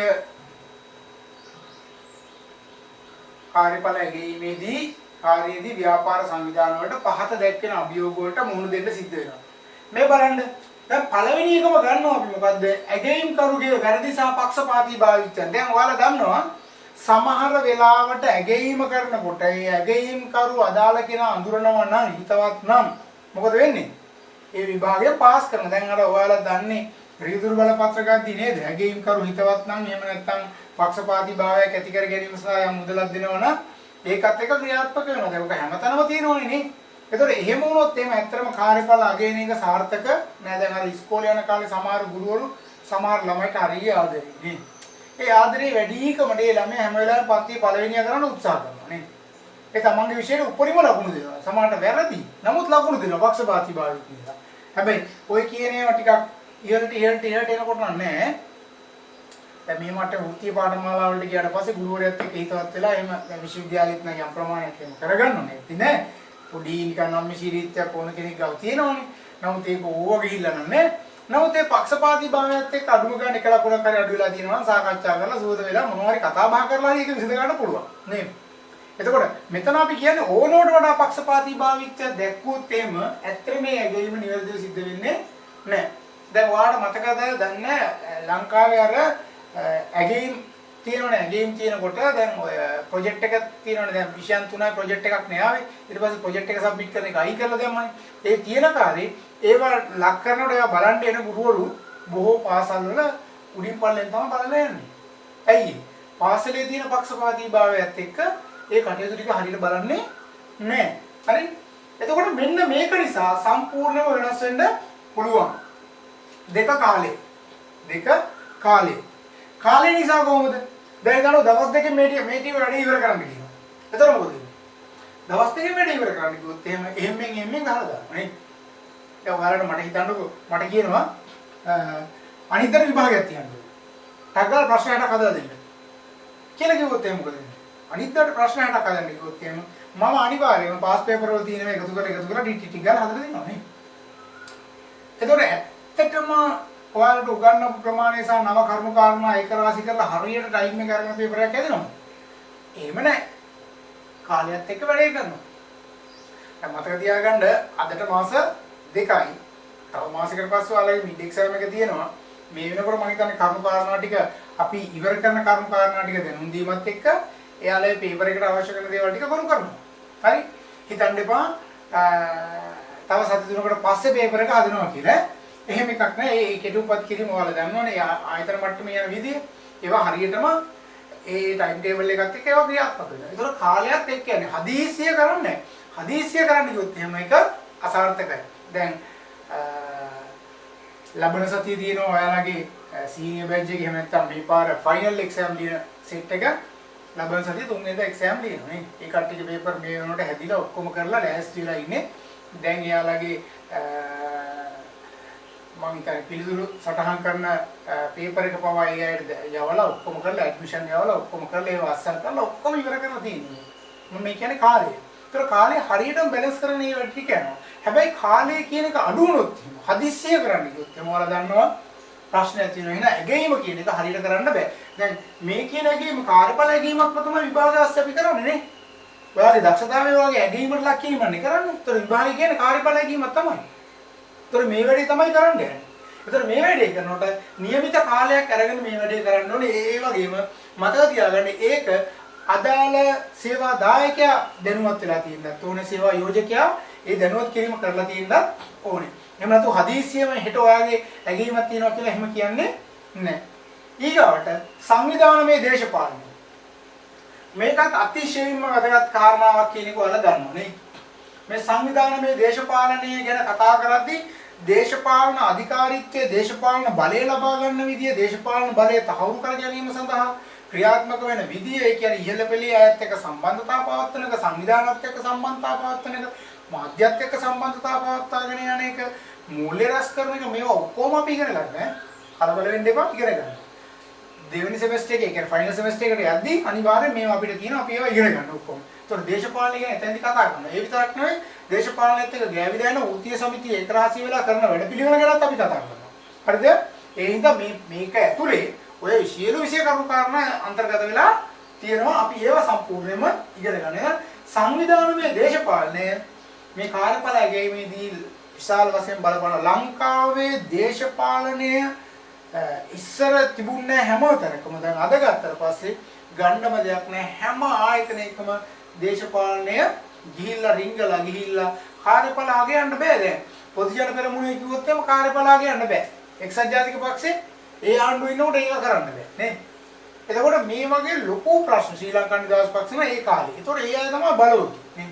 තම තමන් ඕනේ දැන් හිතන්නකෝ ආණ්ඩුව මාරු වෙච්ච ගමන් CTB එකේ ඉන්න කලවනාකරුවන ගහලා පන්නලා ඒ පුටුවේ ඉඳ ගන්න බලෙන් ඇවිල්ලා. බලෙන් ඇවිල්ලා ඉඳ ගන්න. එයා තමයි ඊට පස්සේ ඩිපෝ කලවනාකරු එච්චරයි. අවුවදේ ඉඳන් වැඩ කරා ඩිපෝ කලවනාකරු මම එච්චරයි. පත්වීමක් මොකුත් නැහැ ඇවිල්ලා ඉඳ ගන්න විතරයි කරන්නේ. මම සුපර්වයිසර් කියලා එහෙම ඉඳ ගන්නවා. එහෙම ලංකාවේම තනතුරු බෙදා ගන්නවා දේශපාලනයත් එක්ක. දැන් ඒ නිසා මේ ඒතකොට දේශපාලනයත් එක්ක තනතුරු තම තමන් බෙදා ගන්නකොට එන කාර්යඵලය කියන ගැන කතා කරන්න දෙයක් නැහැ. ඊගායක खंडायम कार्यඵල ඇගීමේදී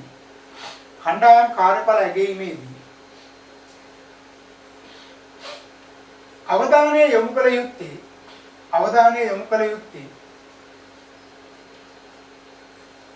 තනි පුද්ගලයන් පිළිබඳවද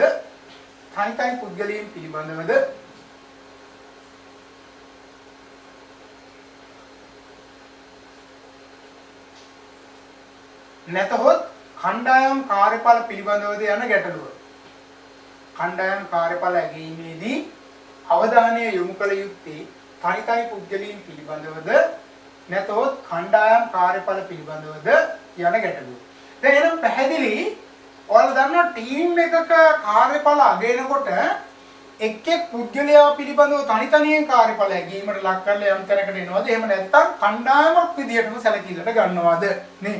දැන් සමහර ලාවට අපි තුමු මෝටර රථයක් අවසන් කරනකොට නිෂ්පාදනය කරලා අවසන් කරනකොට එක කොටස් නිපදවන ඒ සඳහා දායක වෙන අය වෙනම ඉන්නවා. සමස්තයක් විදිහට මෝටර රථය දිහා බලලා සමස්ත කණ්ඩායම හොඳයි කියනවා. නැත්නම් ඒ කණ්ඩායමේ ඒ පුද්ගලයන් වෙනම ඇගීමකට ලක් කරනවාද කියන එක පිළිබඳ සලකා බලන්න වෙනවා. එහෙම සලකා බලලා තමයි තීන්දුව ගන්න යන්නේ. ඒකෙදි යම් ගැටලු සහගත තත්ත්වයක් එන්න පුළුවන් නේ. සමහර කෙනෙක් කියන්න පුළුවන් මගේ කොටස මට කරගන්න හරියට බැරුනේ පහල කෙනා හරියට කරපු නැති නිසානේ. අර ගාමන්ට් ෆැක්ටරි වල තියෙන්නේ පිටිපස්සේ මහගෙන තමයි කෑල්ල ඉස්සරහට එන්නේ. පිටිපස්සේ ඉස්සරහට එන්න ඉස්සරහට කෙනා මහල ඉවරයි බලාගෙන ඉන්නවා එච්චරයි. නේ. ඒතකොට ඉස්සරහ කෙනාගේ ඒ පෑදී ටාගට් එක ඇචීව් කරගන්න බැරුව යනවා යාළුවා. ප්‍රශ්නේ පිටිපස්සෙන් ආපු නැති එක. නේ. නමුත් මෙයාගේ ටාගට් එක ලැබිලා නැහැ කියලා තමයි සටහන් වෙන්නේ. ඒ වගේ ගැටලු තියෙන්න පුළුවන්. ඒවා निराකරණය කරගන්න ඕනේ. ඊගවට නීතිමය ගැටලු සහ බාධාවන්. නීතිමය ගැටලු සහ බාධාවන්. දැන් ඔයාලා දන්නවා කාර්යඵල ඇගීමට ගියාට පස්සේ සමහර වෙලාවට නීතිමය බාධාවන් එනවා. සමහර අවස්ථාවන් වලදී ඇගීම් කරන්න එපා කියනවා නේ. ඇගීම් නොකළ යුතුයි කියලා. දැන් පහුගිය දවස්වල මම අර කිව්ව ගුරුවරුන්ගේ ඇගීමක් කරන්න නැතුව ඒ පත්වීම් ටික දෙන්න කියලා කියන්නේ. එක කොට්ටාසයක් කියනවා ඇගීමක් කරන්න එපා. ඒ අයගේ වයස වැඩි. ඒ හින්දා ඒක සඳහා සුදුසු නැහැ. වැඩ බලන විදුහල්පතිවරු විදිහට කාලයක් හිටියා. ඒ නිසා වුණ විදුහල්පති තනතුරටපත් කරන්න. අනිත් පැත්තෙන් කට්ටිය කියනවා නෑ නෑ ඇගීමක් තියන්න. ඇගීමක් කියන්නේ විභාගයක් තියන්න. ඒකලා කාර්යඵල අගයන්න. කාර්යඵල අගයලා සුසු කෙනාට දෙන්න. ඒතකොට නීතිමය බාධාවන් වෙනවා. ඒතකොට නීතිමය බාධාවන් කියලා කියන්නේ සමහර වෙලාවට අවුරුදු 52 පෙන්නට පස්සේ එක්සෑම් වලට මුහුණ දෙන්න බෑ කියන නීතිමය ගැටලු තියෙන්න පුළුවන්. ඒතකොට ඒ වගේ දේවල් ඇත්තටම ඇගීම් කරුවන්ට සහ සංවිධානයට විශාල බාධාවක් බවට පත් වෙනවා. හරිද? ඒතකොට ඔය කියන කරුණු කාරණා ටික තමයි අපිට කතා කරන්න තියෙන්නේ. ඒතකොට ඔය කාර්යඵල ඇගීම සම්බන්ධයෙන් අපි ඔය කතා කරේ. හරිද? ඒතකොට කාර්යඵල ඇගීම අපිට ඔතනින් ඉවර කරන්න පුළුවන්. හරි? කාර්යඵල ඇගීම අපිට ඔතනින් ඉවර කරන්න පුළුවන්. ඒතකොට මතක තියාගන්න ඔයාලට විභාගයේදී කාර්යඵල ඇගීම සම්බන්ධයෙන් කරුණු කාරණා රාශියක් තියෙනවා. ඒවට උත්තර ලියන්න ඕනේ. ඒක වෙනම කතාවක්. හැබැයි ජීවිතයේ ඔයාලා රැකියාවකට ගියාට පස්සේ මම අර එදා මතක් කරා වගේ විශාල වශයෙන් කඩින් විභාග ගණනාවකට ඔයාලට මුහුණ දෙන්න සිද්ධ වෙනවා.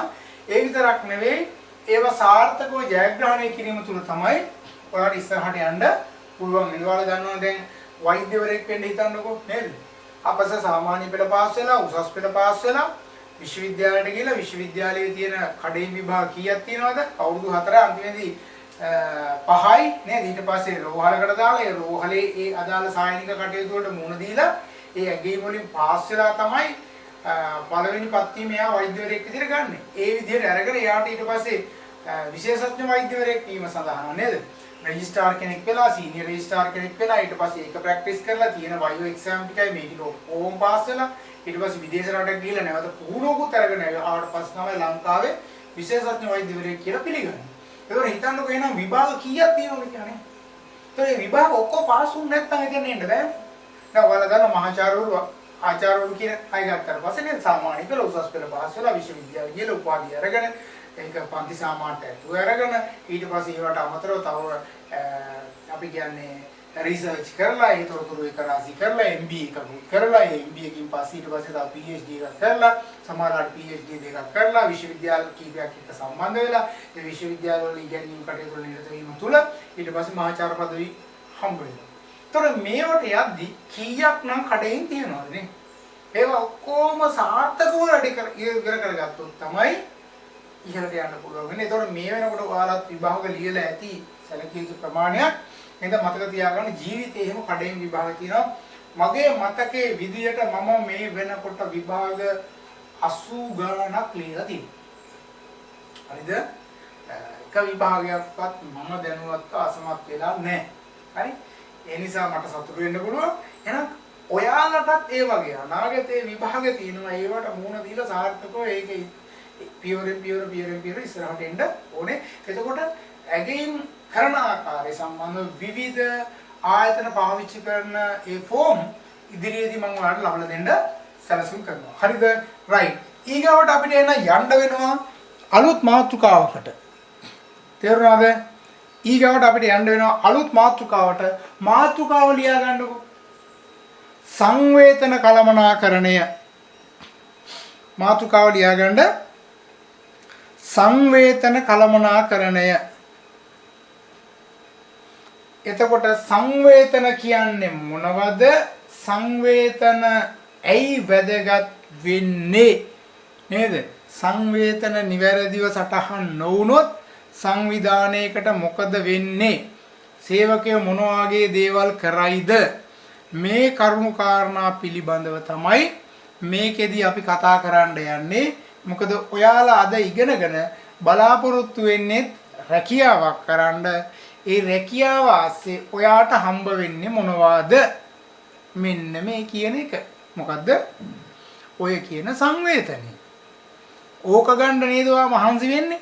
ඕක වැඩි කරගන්න නේද ඔයා ඉගෙන ගන්නෙ? ඕක වැඩි කරගන්න නේද ඔයා පුහුණුව ගන්නෙ නේද?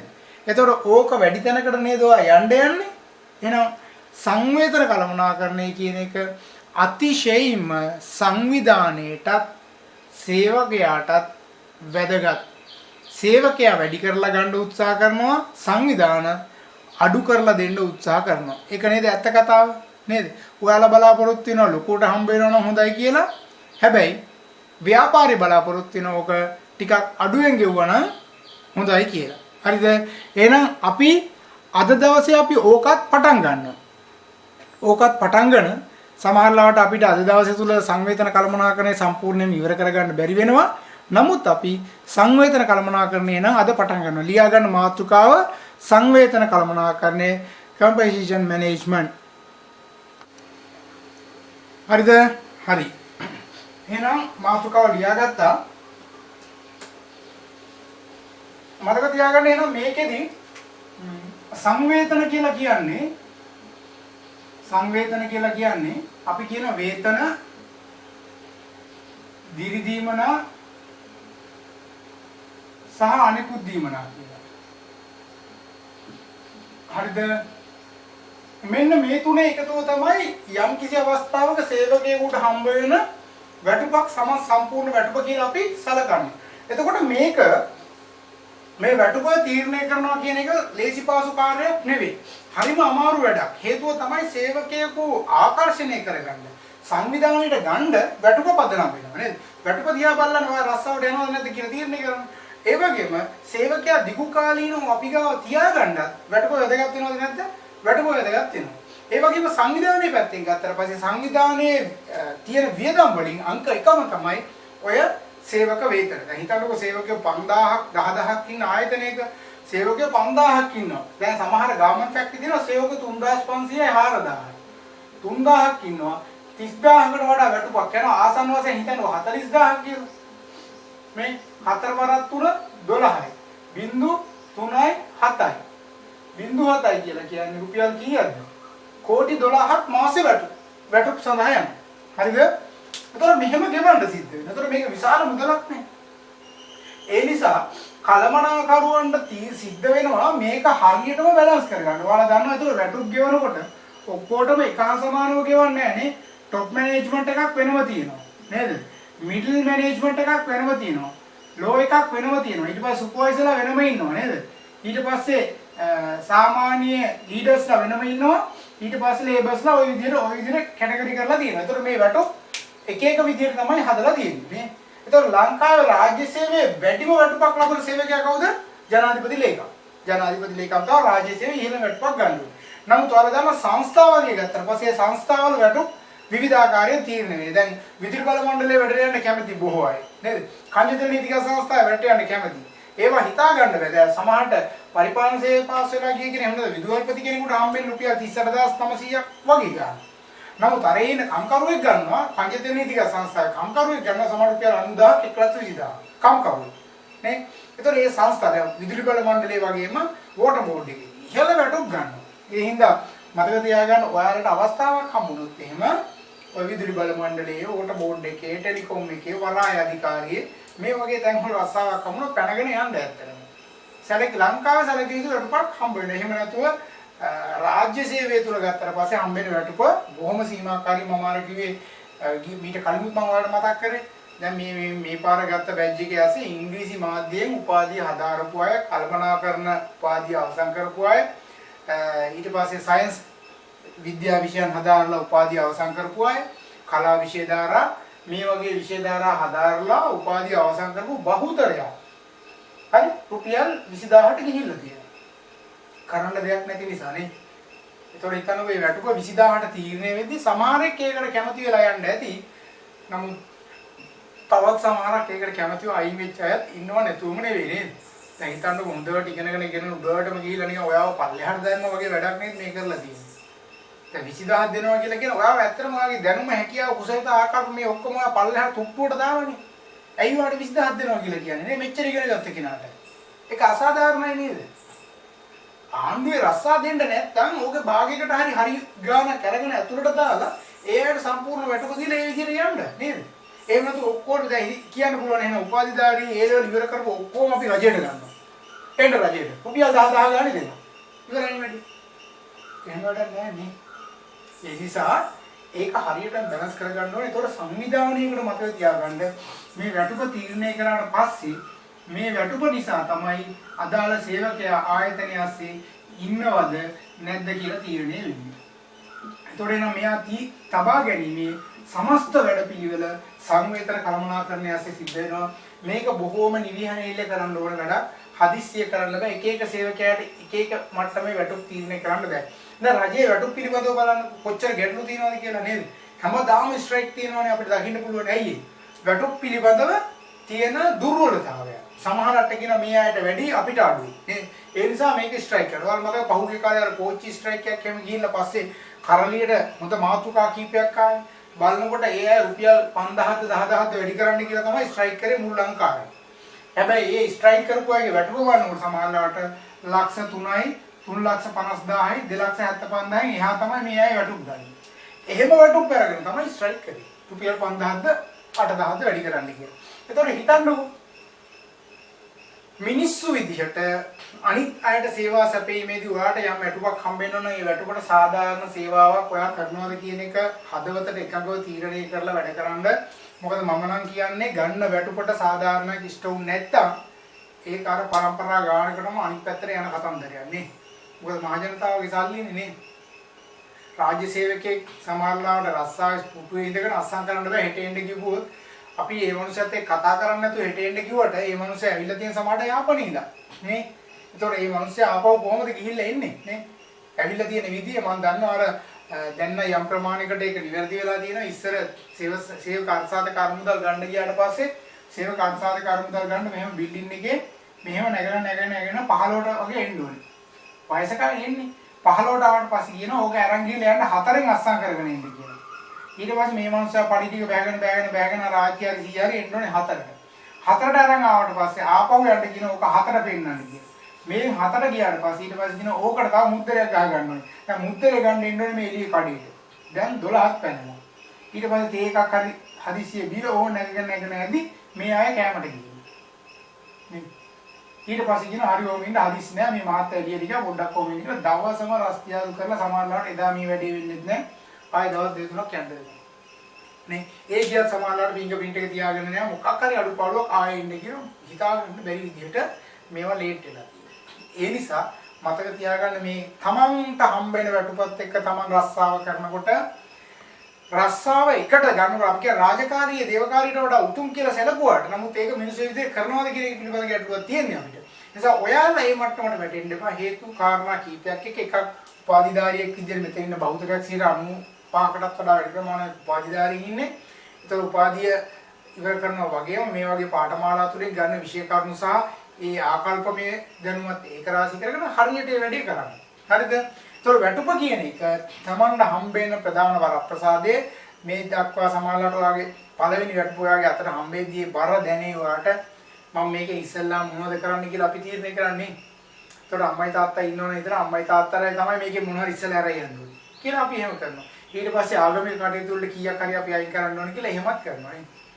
එතකොට සමහරවල්ලාට පාටියක් දාන්න ඕන නම් පාටියටත් කීයක් හරි අයින් කරගන්නවා නේ. ඒතර කමක් නැහැ. හැබැයි හරියට බැලන්ස් කරලා ඊට පස්සේ එතන ඉඳන් හරියට කන්ටිනියු මේක කරගෙන යන්න. ව්‍යාපාර සංවිධානයක් තුළ මෙන්න මේ කතන්දරය ASCII වේතන කියනවා වෙනම ඉගෙන ගන්නවා. දිරිදීමන විදිහට යාගේ රැකියාවක් කරගෙන යෑමේදී ඒ හම්බෙන දේවල් එක්ක කතා කරනවා. ඊට අමතරව තවත් දෙන දීමනා ටිකක් තියෙනවා. ඒවට අපි කියනවා අනිකුත් දීමනා කියලා. හරිද? රයිට්. එහෙනම් ලියා ගන්න මෙන්න මෙහෙම සංවේදන කියන එකත් එක්ක ව්‍යාපාර සංවිධානයක් තුල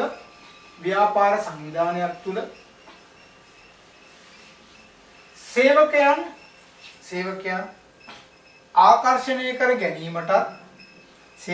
ආකර්ෂණය කර ගැනීමට ඔවුන් රඳවා තබා ගැනීමට ඔවුන් අභිප්‍රේරණය කර ගනිමින් ඔවුන් අභිප්‍රේරණය කර ගනිමින් කාර්යඵල වර්ධනය කර ගැනීම උදෙසා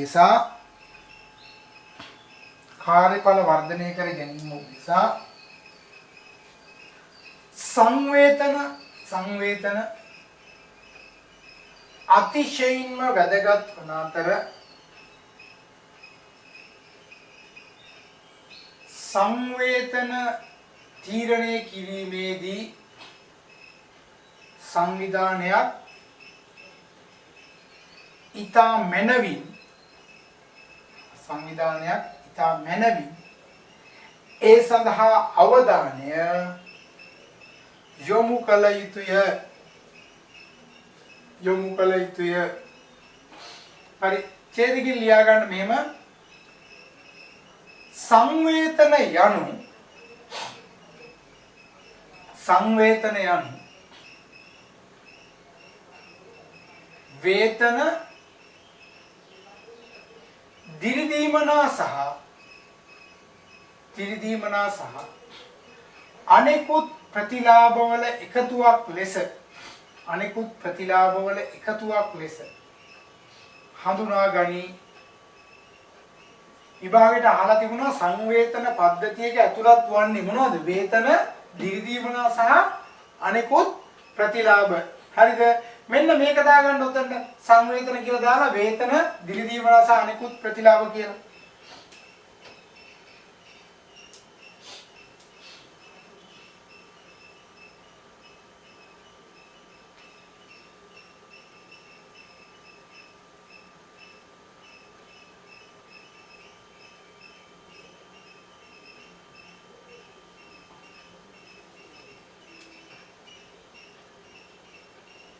හරි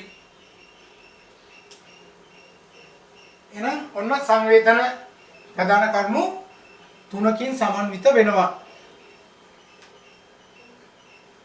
යටින් ලියා ගන්න වේතන ලෙස හඳුනාගන්නේ යටින් ලියා ගන්න වේතන ලෙස හඳුනාගන්නේ සංවිධානයක් සිය සේවාදායකයන්ට ගෙවනු ලබන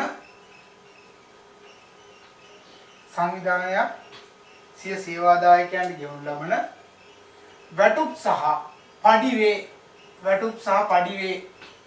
මේ කොය පඩි කියලා කියන්නේ සමහරවිට මාසයකට කලින් දිනේවට අපි සාමාන්‍ය පඩි කියනවා. සතියකට සැරයක්, සති දෙකකට සැරයක්, දවසට හම්බ වෙනකොට එහෙම දෙනවට පඩි කියලා සලකනවා. වැටුප් කියලා අපි සලකනවා මාසයකට සැරයක් දෙනකොට. පඩි සහ වැටුප් වේ. ඊගාට තරුවක් දාන්න දිරිදීමනා ලෙස හඳුනා ගනු ලබන්නේ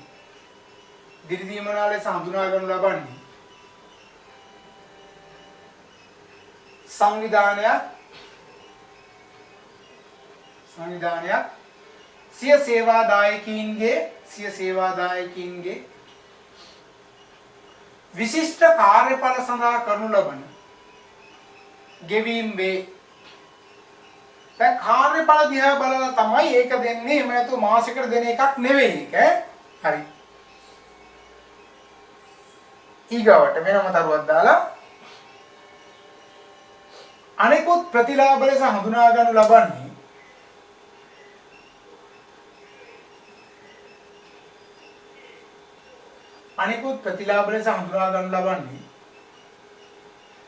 වේතන සහ දිරිදීමනා වලට පරිබාහිරව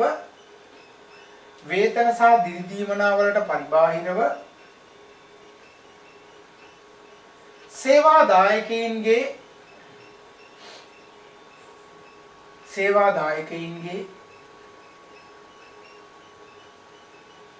ජීවන තත්ත්වයේ ඉහළ නන්වාලීම සඳහා ලබා දෙන්නා වූ ඕනෑම ආකාරයක පහසුකම් වේ.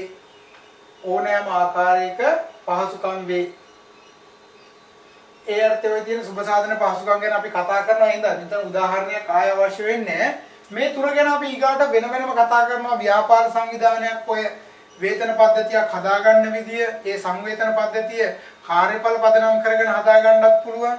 එහෙම නැත්නම් කාලය පදනම් කරගෙන මාසෙට ඔයාගේ මාසික වැටුප රුපියල් 30 36000යි නේ. එහෙම නැත්නම් ඔයාලට කිව්වොත් ඔයා නිපදවන ඒකකයට රුපියල් 50ක් දෙනවා එච්චරයි. ඒතර ඔයාගේ වැටුප තීරණය වෙලා තියෙන කාලය පදනම් කරන එක. අනිත් එක නිපදවන ඒකක සැලකිල්ලට ගෙන. තේරෙනවද? මේ වගේ වැටුප් වෙනස් වෙන තැන් තියෙනවා. ඊට පස්සේ අවදානම සැලකිල්ලට අරගෙන වැටුප් වෙනස් වෙනවා. වගකීම සැලකිල්ලට අරගෙන වැටුප් වෙනස් වෙනවා නේද? දැනුම් හැකියාවන් මත පදනම් වෙලා වැටුප් වෙනස් වෙනවා. මෙන්න මේ වැටුප් සකස් කිරීම සහ වැටුප් පද්ධති නිර්මාණය කිරීම ගැන අපි කතා කරන්න යනවා. හරි. ලියා ගන්න සංවේදන පද්ධතියක් සැකසීමේදී සලකා බැලිය යුතු නිර්ණායක සංවේදන පද්ධතියක් සැකසීමේදී සලකා බැලිය යුතු නිර්ණායක. එතකොට එන සංවේදන පද්ධතියක් දැන් නිර්මාණය කරන්න යන්නේ සකස් කරන්න යද්දී මේක සකස් කරන්න යද්දී අපි සලකා බලන්න ඕනේ විශේෂිත වූ කරුණු කාරණා සමූහයක් තියෙනවා. හරිද? ඒ කරුණු කාරණා අපි එකිනෙක කතා කරන්න යමු. ඊට කලින් මෙහෙම ලියා ගන්න. සඵලදායක සංවේදන සැලසුමක් සඵලදායක සංවේදන සැලසුමක් ඉරක්ගාල පද්ධතියක් නිර්මාණය කිරීම ඕනෑම සේවා යෝජකෙක් මුහුණ දෙන ප්‍රධාන අභියෝගයකි. අනිවාර්යයෙන්ම මේක ප්‍රධාන අභියෝගයකි. සංවේදන පද්ධතියක් සේවා දායකයින්ට මේ බලන්නකෝ මොකද්ද කරන්න කියලා. සේවා දායකයින්ට ආර්ථිකමය සමාජීය සහ මනෝවිද්‍යාත්මක බලපෑම් එල්ල කරන අතර අවසානයේදී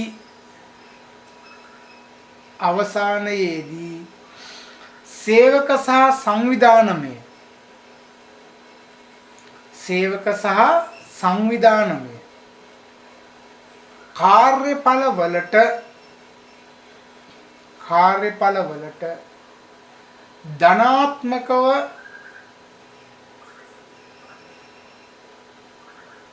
ධනාත්මකව හෝ ඍණාත්මකව එය බලපානු ලබයි.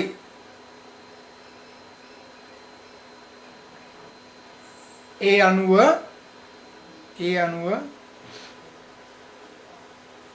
සංවේදන පද්ධතියක්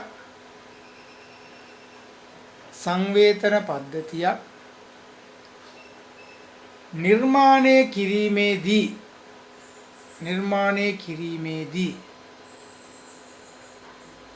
ප්‍රධාන වශයෙන්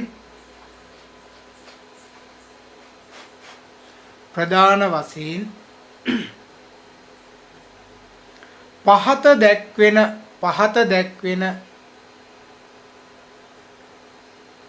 නිර්ණායක පිළිබඳව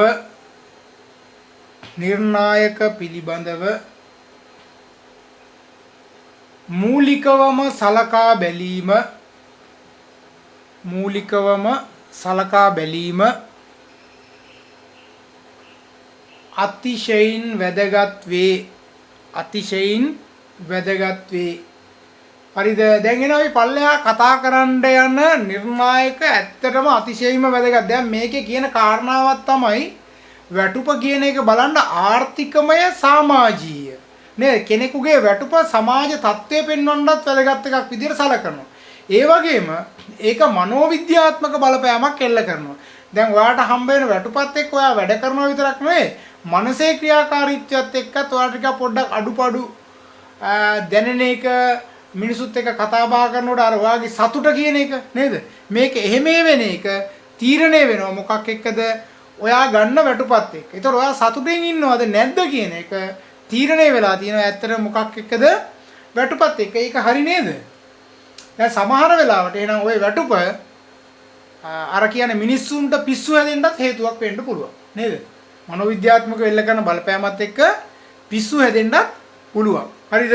ඒ නිසා හොඳ වැටුපක් තියෙන තැනකට යන්න උත්සාහ කරන්න. වැටුප අඩු වුණොත් එහෙම සමහර වෙලාවට අංගොඩින් නතර වෙන්නත් පුළුවන් ඈ. එහෙනම් කල්පනා කරලා ඉගෙනගෙන අපි එතෙන්ට යමු. හොඳයි. අපි එන නිර්ණායක මොනවද කියලා බලන්න යමු. හරි. එහෙනම් මෙන්න මේ නිර්ණායක ටික අපිට වැදගත් වෙනවා ලියා ගන්න. එක අභ්‍යන්තර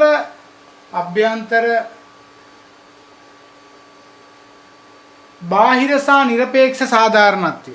එතකොට රටු පද්ධතියක් හදනකොට ඕන වෙන නිර්ණායක තමයි අභ්‍යන්තර බාහිර සහ নিরপেක්ෂ සාධාරණත්වය කියන එක. එතකොට මේක මොකක්ද කියලා අපි එකිනෙක කතා කරමු. හරිද? විභාගෙට මෙන්න මේ කැලි තුනෙන්ම අහලා තිබ්බ ප්‍රශ්න. අභ්‍යන්තර සාධාරණත්වය, බාහිර සාධාරණත්වය සහ নিরপেක්ෂ සාධාරණත්වය කියන්නේ මොකක්ද කියලා විභාගෙට අහලා තිබ්බ නිරන්තරයෙන්. පළවෙනි එක ලියා ගන්න. අභ්‍යන්තර සාධාරණත්වය. අභ්‍යන්තර සාධාරණත්වය. අභ්‍යන්තර සාධාරණත්වය කියන්නේ එක සමාන රැකියාව සඳහා ඒ සමාන වේතනයක් ගෙවන්න ඕන කියන එකනේ මේ කියන්නේ නේද? දැන් ක්ලාක්ලා නම් ක්ලාක්ලා ඔක්කොටම මේක. සුපර්වයිසර් නම් සුපර්වයිසර්ලාට එක ගන්න. කළමනාකරුවා නම් ඒ කළමනාකරන මට්ටමත් එක්ක එක සමාන වැටුපක් ගෙවන්න කියලායි මේ කියන්නේ. ලියා ගන්න මෙහෙම සමාන රැකියාව සඳහා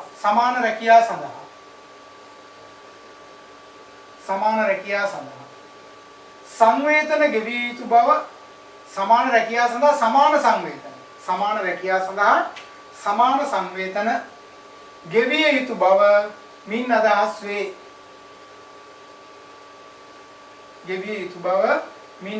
වේ. මෙය තවදුරටත් පැහැදිලි කළහොත්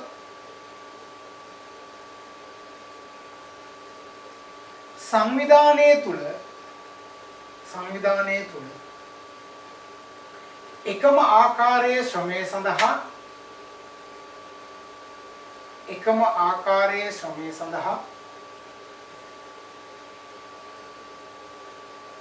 සමාන සංවේතන ලබා දිය යුතු බව මින් අදහස් කරනු ලැබේ.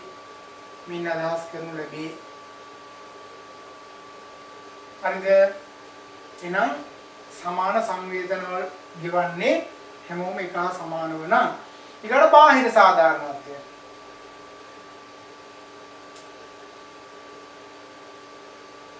දැන් සංවිධානය සේවාදායකයන්ට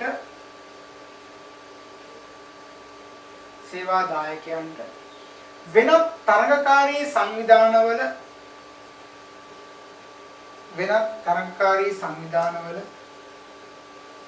එම මට්ටමේ සිටින සේවාදායකයන්ට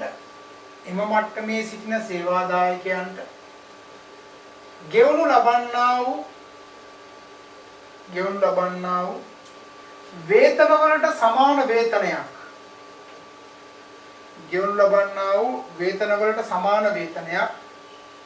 ගෙවිය යුතු බව මින් අදහස් කරයි. ඒ නිසා තමයි දැන් බැංකුවල ගත්තාට පස්සේ බැංකුවල ඇසිස්ටන්ට්ලා, සීනියර් සුපර්වයිසර්ලා, ජූනියර්ස්ලා ඒ ඉන්න ක්ලාර්ක්ලා එයාට ගෙවනකොට හැටන් නැෂනල් බැංකුව, සම්පත් බැංකුව, කොමර්ෂල් බැංකුව නේද?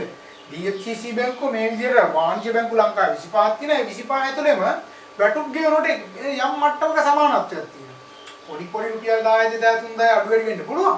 නමුත් යම් සාධාරණත්වයක් තියෙනවා. ඉතින් එක බැංකුවක කළමනාකරුවෙකුට රුපියල් 1,00,000ක් ගෙවද්දී තව බැංකුවක රුපියල් 75,000 ගෙවන්න බෑ කියන එක මේ කියන්නේ නේ. දැන් හිතන්නකෝ අපි ගල්වලක් පවත්වාගෙන යනවා කියලා අපේ ගල්වලේ වැඩ කරන කම්කරුවෝ රුපියල් අපි 1500ක් දෙනකොට එහා පැත්තේ එක්කෙනා රුපියල් 2000ක් දෙනවා නම් අපි අසාධාරණයි. ඒ හින්දා තේ වතු සම්බන්ධයෙන් තේ වතු හාම්පුතුන්ගේ සංගමයක් වෙනවා තියෙනවා නේ. ඒ හාම්පුතු ටික එකතු වෙලා අර වත්තේ කීයද මේ වත්තේ කීයද ඔක්කොම වතු වල කීයද කියලා බලලා ඉවරලා තමයි යාර වැටුප් ගෙවන්නේ. ඒකට අපි කියන්නේ මොකද්ද? බාහිර සාධාරණත්වය කියලා. ඒතකොට එක වත්තක වැඩිපුර ගෙවලා එක වත්තක අඩුපුර ගෙවන්න විදියක් නෑ. ඒක හරියට පැහැදිලිව එක හා සමාන වේතනයක්, ආසන්න වේතනයක් ගෙවන්න ඕනේ. ඊළඟ එක මෙන්න මේක වැදගත් එකක්. নিরপেক্ষ සාධාරණත්වය. নিরপেক্ষ සාධාරණත්වය.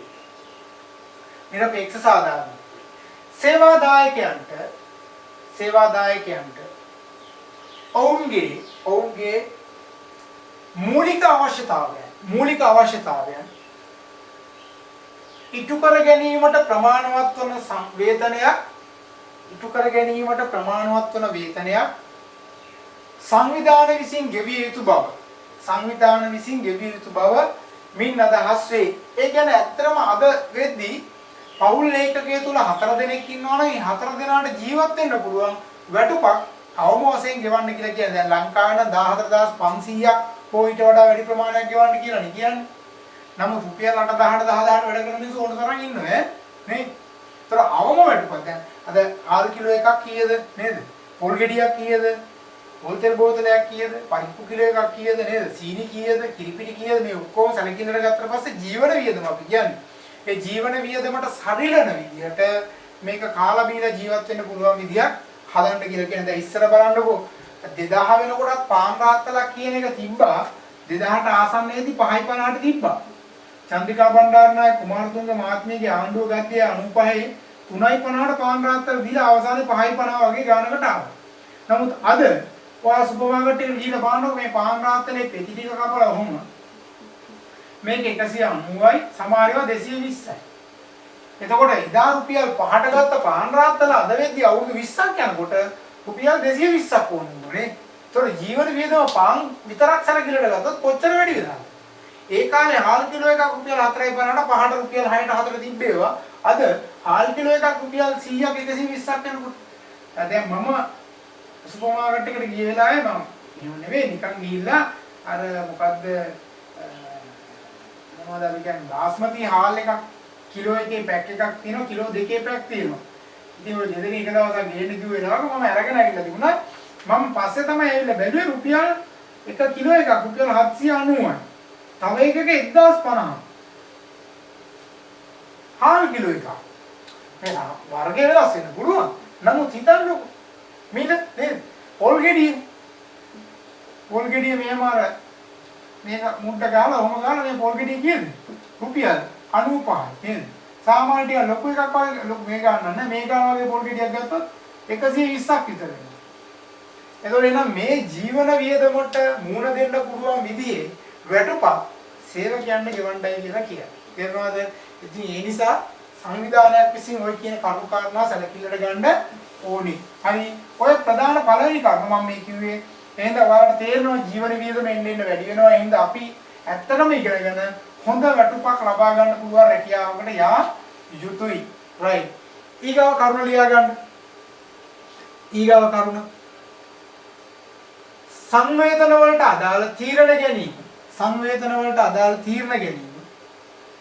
මධ්‍යගත කරන්නේද විමධ්‍යගත කරන්නේද යනවා. සංවේදන වලට අදාළ තීරණ ගැනීම මධ්‍යගත කරන්නේද විමධ්‍යගත කරන්නේද යනවා.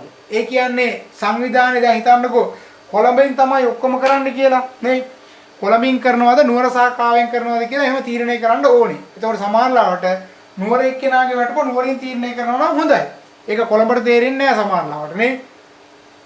3 සංවේදන පද්ධතිය විවෘත වේතන පද්ධතියක්ද ආවෘත වේතන පද්ධතියක්ද යනවා. සංවේදන පද්ධතිය විවෘත වේතන පද්ධතියක්ද ආවෘත වේතන පද්ධතියක්ද යනවා. දැන් සමහර වෙලාවට වැටුප් එළියට දාන්නේ අපි. වැටුප කීයද කියලා කියන්නේ. දැන් ඔය මම දන්නවා සංචාරක ව්‍යාපාරයේ බොහෝ ආයතන තියෙනවා. ඒ වගේම අනිකුත් ආයතනක් තියෙනවා. ඒ ආයතන වල වැටුප එළියට දාන්න හේතුව ටැක්ස් වලට අහු වෙන නිසා.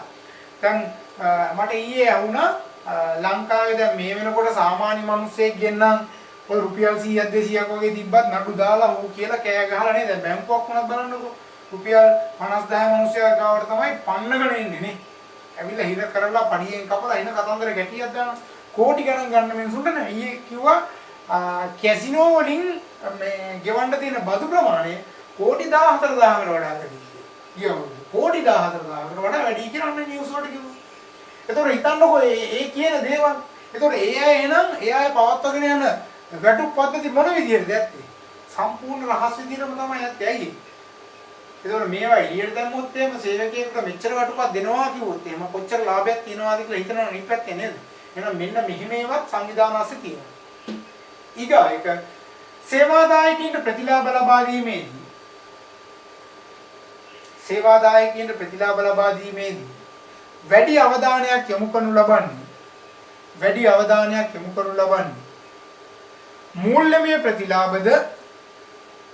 මූල්‍යමය ප්‍රතිලාභද නැතහොත් මූල්‍යමය නොවන ප්‍රතිලාභද යන වග. මූල්‍යමය ප්‍රතිලාභද නැතහොත් මූල්‍යමය නොවන ප්‍රතිලාභද යන වග.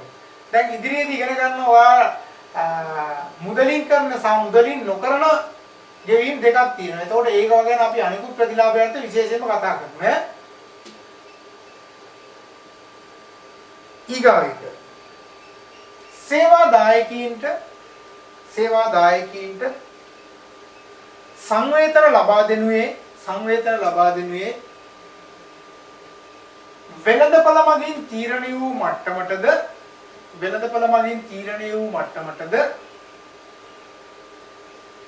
නැතහොත් ඊට වැඩියෙන්ද අඩුවෙන්ද යනවාද? ඒකට වඩා වැඩියෙන් කියවනවාද ඊට වඩා අඩුවෙන් කියවනවාද කියලා තීරණය වෙනවා. ඊගොඩ මෙන්න මේකත් වැදගත්. සංවේතන ගෙවීම් තීරණය කරනුයේ රැකියාව පදනම් කරගෙනද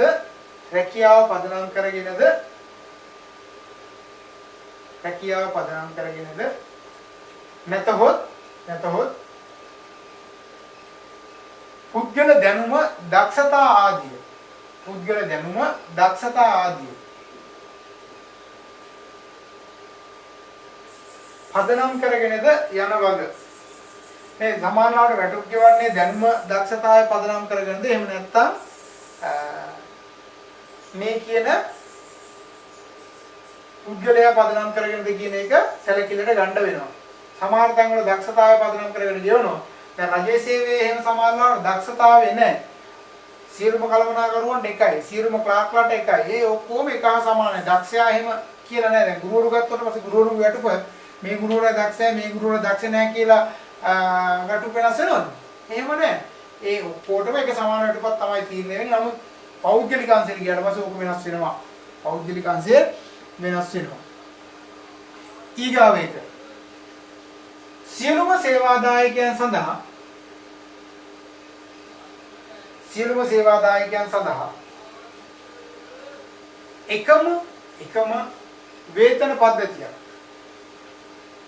එකම වේතන පද්ධතියක් භාවිතා කරන්නේද නැතහොත්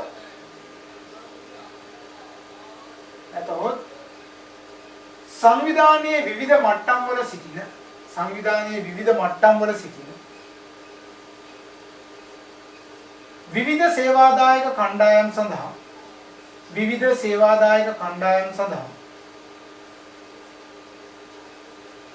විවිධ වූ වේතන පද්ධති භාවිතා කරන්නේද යනවා. හරි. ඊගාව එක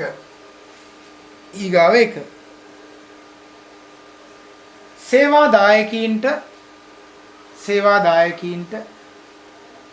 සංවේතන ලබා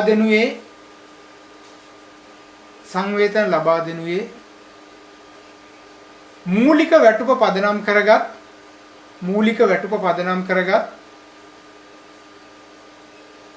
ස්ථීර මාසික පදනමකටද නැතහොත් සංවිධානයේ සේවාදායක කාර්යඵල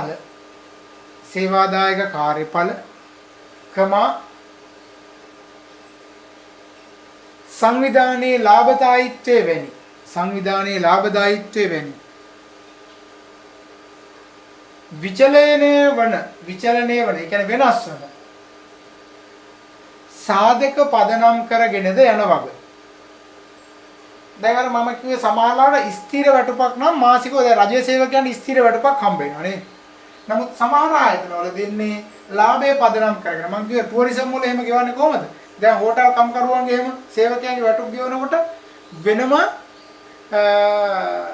දීමනා හම්බ වෙනවා යාලට. අපි අර කියන ටිප් එක කියලා. ඒතර සංවිධානයේ ලාභදායීත්වය පදනම් කරගෙන තමයි ඒවා ගෙවන්නේ. නේ?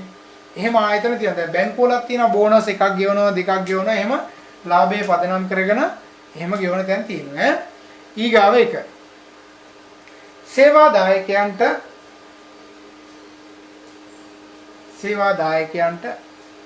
ලැබෙන සේවාදායකයන්ට ගැළපෙන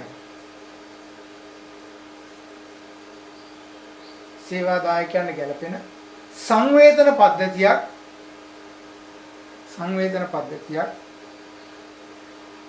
නිර්මාණය කරන්නේද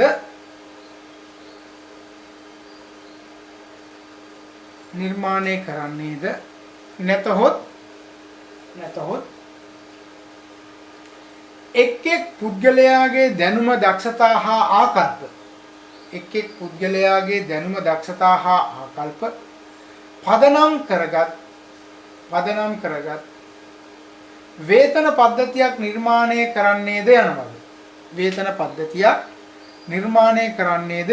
දැන් එක එක පුද්ගලයා සැලකිල්ලට අරගෙන ඔවුන්ට ගැළපෙන වේතන පද්ධතියක් හදනවද? එහෙම නැත්නම් සේවාදායකයන් සමස්තයක් විදිහට සැලකිල්ලට අරගෙන වේතන පද්ධතියක් හදනවාද කියලා මෙතනදී අපි සැලකිල්ලට ගන්න ඕනේ. හරිද? ඊගාව එක 10 වෙනි එක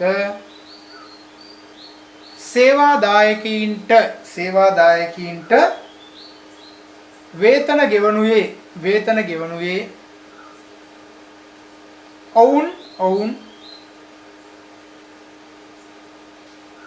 සේවාදායකයන් ලෙස සලකාද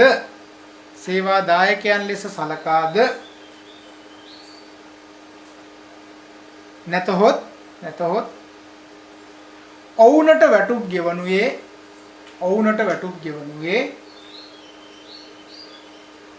ඔවුන්ගේ කාර්යඵල පදනම්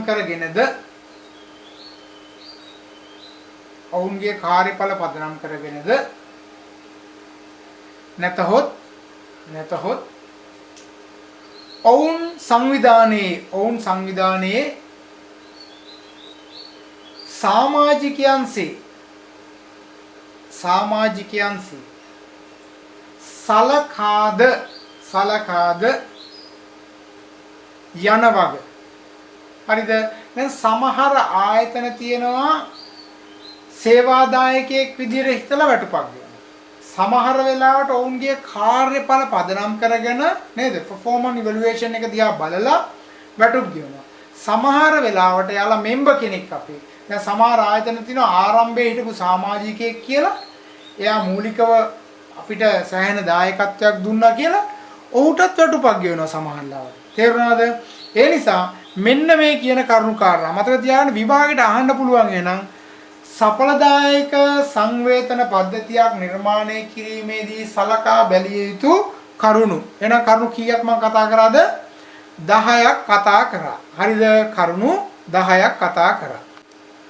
එහෙනම් සඵලදායක සංවේතන පද්ධතියක් නිර්මාණය කිරීමේ කරුණු 10 අපි උතනින් කතා කරලා ඉවර කරනවා.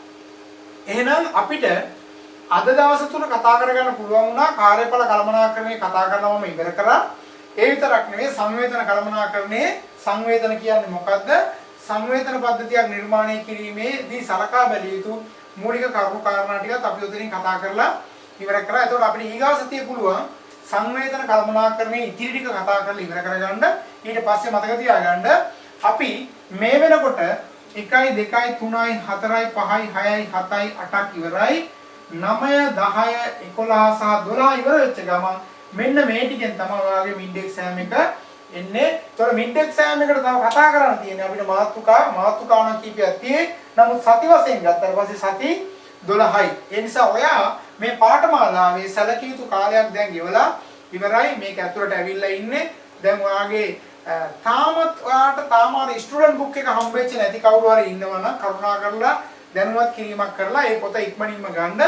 ඒ වගේම ඔයාගේ අර ස්ටුඩන්ට් බුක් එකේ ඒ සියලු කරුණු කාරණා ඉවර වුණාට පස්සේ ඔයාට අර වෙනම තව ලියුමක් එනවා. ඒ ලියුම මම හිතන්නේ මේ සතිය ඇතුළත ඒ සියල්ලම සකස් කරලා ඉවරයි. ගිය සතියේ වෙදිත් ඒක එවලා තිබුණේ නැහැ. නමුත් පොතේ කරුණු කාරණා ටික කතා කරලා ඉවර කරා. ඒ ලියුමේ යම් කරුණු කාරණා තියෙන ඇතුළත් කරන්න ඒවා ඒ අය නිවැරදිව ඇතුළත් කරලා ඔයාට එවයි. එතකොට ඔයා මේ පාඨමාලාවේ එන මිඩ් එක්සෑම් එක නම් 3න් 2ක් ඉවරයි. හරිද? එතකොට ආපහු මම මතක් කරවුවොත් එහෙම ඔයාලා මිඩ් එක්සෑම් එක ලියන්න රුපියල් 8500ක් ගෙවලා තියන්න කියලා මම කිව්වා මුලදී. එතකොට ඔයාලට මාසෙන් ගෙවන්න කියලා කිව්වේ නෑ කීයක්වත්. මාස දෙකෙන් ගෙවන්න කිව්වෙත් නෑ. හැබැයි මාස 3 ඉවර වෙද්දී ඔයාලට 8500ක් ගෙවලා තියන්න ඕනේ. හේතුව මිඩ් එක්සෑම් එකට ඉඳ ගන්න. මිඩ් එක්සෑම් එක අනිවාර්යයෙන්ම මැයි මාසේ දෙවෙනි සතියේ තියෙනවා. හරිද? මැයි මාසේ දෙවෙනි සතියේ තියෙනවා. ඒ හින්දා දැන් අපි එකට ලෑස්ති වෙන්න ඕනේ. එතකොට මම කිව්වා එකවර මේ 8500 ගෙවන්න ඉන්නේ නැතුව නේද? එකවර ඉන්නේ නැතුව යම් ප්‍රමාණයක් ගෙවන්න කිව්වා. ඒකට සවන් දීලා විශාල සිසුන් ප්‍රමාණයක් මේ වෙනකොට තමන් පාඨමාලා ගාස්තුවේ බොහෝ අය 8500ම ගෙවලා ඉවර වෙලා තියෙනවා. සමහර අය 10000ක් ගෙවලා තියෙනවා. සමහර අය 5000 ගෙවලා තියෙනවා. සමහර අය 3000 ගෙවලා තියෙනවා විශාල ප්‍රමාණයක්. හරිද? ඒක හොඳයි. ඒ නිසා දැන් මාස දෙකක් ඉවර වෙනකොට ඔයාලගේ පැත්තේ ඔයාලා ඇත්තටම පේමන්ට් එකක් කරලා ඒක ක්ලියර් කරගෙන තියාගන්න. නැත්නම් එකවරම ආය 8500ක් හොයාගන්න ගියාට පස්සේ අමාරු වෙන්න පුළුවන්. අපහසු වෙන්න පුළුවන්. ඒ නිසා මේ සතිය දෙක ඇතුළත පුළුවන් තරම් අඩුව ගන්න රුපියල් 4000ක්වත් 3000ක්වත් ගෙවලා ඉවර කරලා තියාගන්න. එතකොට මේක ගෙවුවට පස්සේ අනිවාර්යයෙන්ම මම අර කිව්වා රිසිට් එක එදා දවසේම දාන්න WhatsApp කරා. හරිද? WhatsApp කරා දාන්න. එතකොට එහෙම රිසීව් කියලා මැසේජ් එකක් එයි. ඔයාගේ පොතේ ඔයා ලියාගන්න. එහෙත් ඒක ඩේට් එකත් එක්ක ලියාගෙන තියෙන්නේ. මොකද බැංකුවල ඩිපොසිට් වෙච්ච ගමන් ඒ සියලු විස්තර තියෙනවා. ඔයා බැංක් එකේ එළියේ රිසිට් එක දැම්මත් කමක් නැහැ. මේ රිසිට් එක ලියනකොට ඔයාගේ නම ලියලා මෙතන උඩින් ඉන්ඩෙක්ස් නම්බරේ ලියලා ෆොටෝ එක ගහන්න. හරිද? ඇතුළට ගිහිල්ලා ගෙවීම් කරන අය මම දැක්කා හොඳයි. මේකේ අර විස්තර තියෙනවා පුරවන්න. ඒකේ ඔයාගේ නම HRM පාඨමාලාවේ වාරික කියලා තියන්න. ගැටලුවක් නැහැ. ඔයාගේ නම ලියලා ඉන්ඩෙක්ස් නම්බරෙත් එතන ලියන්න පුළුවන්. ඉඩ තියෙනවා ඒක. හේතුව ලියන්න ඉඩ තියෙනවනේ. හේතුව ලියන්න බැංකුව මොකුත් කියන්නේ නැහැ. ඔයා ලියලා ගන්න. ඒක ළඟ තියාගන්න. මේක අනිවාර්යම නෑ. නමුත් ඔයාලට එළියෙන් ගෙවන්නත් පුළුවන්. එළියෙන් ගෙවලා මේක නම්බරේ දාලා ඔයා ඒ ෆොටෝ එක ගහලා එවන්න. එතකොට මම කියන්නේ මේ වෙනකොට මාස දෙකක් ගිහිල්ලා තියෙන නිසා තවත් ආයෙ බලන් ඉන්න එපා. යම් ගාස්තුවක් ඒ කියන්නේ යම් වාරිකයෙන් යම් කොටසක් ගෙවලා ලෑස්ති වෙන්න. එතකොට කොහොමද ඔයාලට මාස 3 කියලා කියන්නේ මේ 11 වෙනි සතිය 12 වෙනි සතිය වගේ යද්දී ඔයාගේ ඇඩ්මිෂන් එක මෙහෙ ප්‍රෙපෙයාර් වෙනවා බොහෝ වෙලාවට. හරිද? එතකොට 12 වෙනි සතිය වෙද්දී අනිවාර්යෙන් ඇඩ්මිෂන් එක ලෑස්ති වෙලා ඔයාලට මැසේජ් එකක් එනවා ලෑස්ති වෙන්න කියලා. හරිද? එතකොට 12 වෙනි සතියෙන් පස්සේ අපි ඇඩ්මිෂන් ඉෂුව කරනවා. එතකොට ඒක ගන්න ඉස්සෙල්ලාම ඉෂුව කරනකොට ඒ පේමන්ට් සම්පිළිවෙල තමයි ඒක ඉෂුව කරගෙන යන්නේ. එතකොට මම ඔයාලට මතක් කරා අර දැන් මේ පාර මේ 3 වෙනිදා ලියන්න ඉන්න මිඩ් එක්සෑම් එකේ ඉන්න සමහරවිට අයියලා අක්කලා ඉන්න ගොඩක් ඒ අයගේ ඒ අය මිඩ් එක්සෑම් එක ලියලා ෆයිනල් එක්සෑම් එක ලියන්න ඉන්නේ. ෆයිනල් එක්සෑම ලස්සනට ඇවිල්ලා තියෙනවා. ඒ අයගේ නෝට් එක ගත්තත් අහලා බලන්න දන්න යාළුවෝ ඇති. අහලා බලන්න පිළිවෙලට ලස්සන එඩිට් කරලා තියෙනවා. ඒ නිසා ඔයාලත් පිළිවෙලට තමන්ගේ වැඩේ කරගෙන ඉන්න. ඔයාලා දන්නවා මේ සාහිතිකය හම්බෙන්නේ කොහෙන්ද කියලා දැන් දන්නවා නේද? ඒකේ වටිනාකම දන්නවා. මේ පාඨමාලාවේ වටිනාකම දන්නවා. ඔයාලා මේ සති 8 වෙද්දි නෝට් මම පළවෙනි පාඩම් 4 ඉවර වෙද්දි ඔයාලට එවලා තියෙනවා පිටු 40ක නෝට් එකක් නේද? ඒ කියන්නේ මානව සම්පත් කළමනාකරන එහෙම කවුරුත් එහෙම දෙන්නෙත් නැහැ උගන්වන්නෙත් නැහැ. හැබැයි ඔයාලට මම එවලා තියෙනවා. දැන් ඔයා 8 වෙද්දි කීයක් එයිද කියලා බලන්නකෝ නේද? එතකොට මේක ඉවර වෙද්දි විශාල විශේෂ කරුණු කාරණා ඔයා ආවරණය කරගෙන තියෙනවා. හරිද? එහෙනම් ඔය කරුණු කාරණා ටික මතක් කරමින් අපි අද දවසේ මේ කටයුත්ත ඉවර කරනවා. එතකොට නැවත අපි හම්බ වෙනවා අප්‍රේල් මාසේ නේද? 4 වෙනිදා. ඊට පස්සේ අපිට තියෙන්නේ අවුරුද්ද කිට්ටු වෙලා හම්බ වෙන්න නේද? එතකොට එහෙනම් අවුරුදු මාසේ තමයි අපි ඊගාවට හම්බ වෙන්නේ. එහෙනම් පරිස්සමෙන් තාම කොරෝනා තියෙනවා. ඒ නිසා ඒක ඔළුවේ තියාගන්න. එහෙම ඕනවට වඩා නිදහසේ රහුම් ගන්න.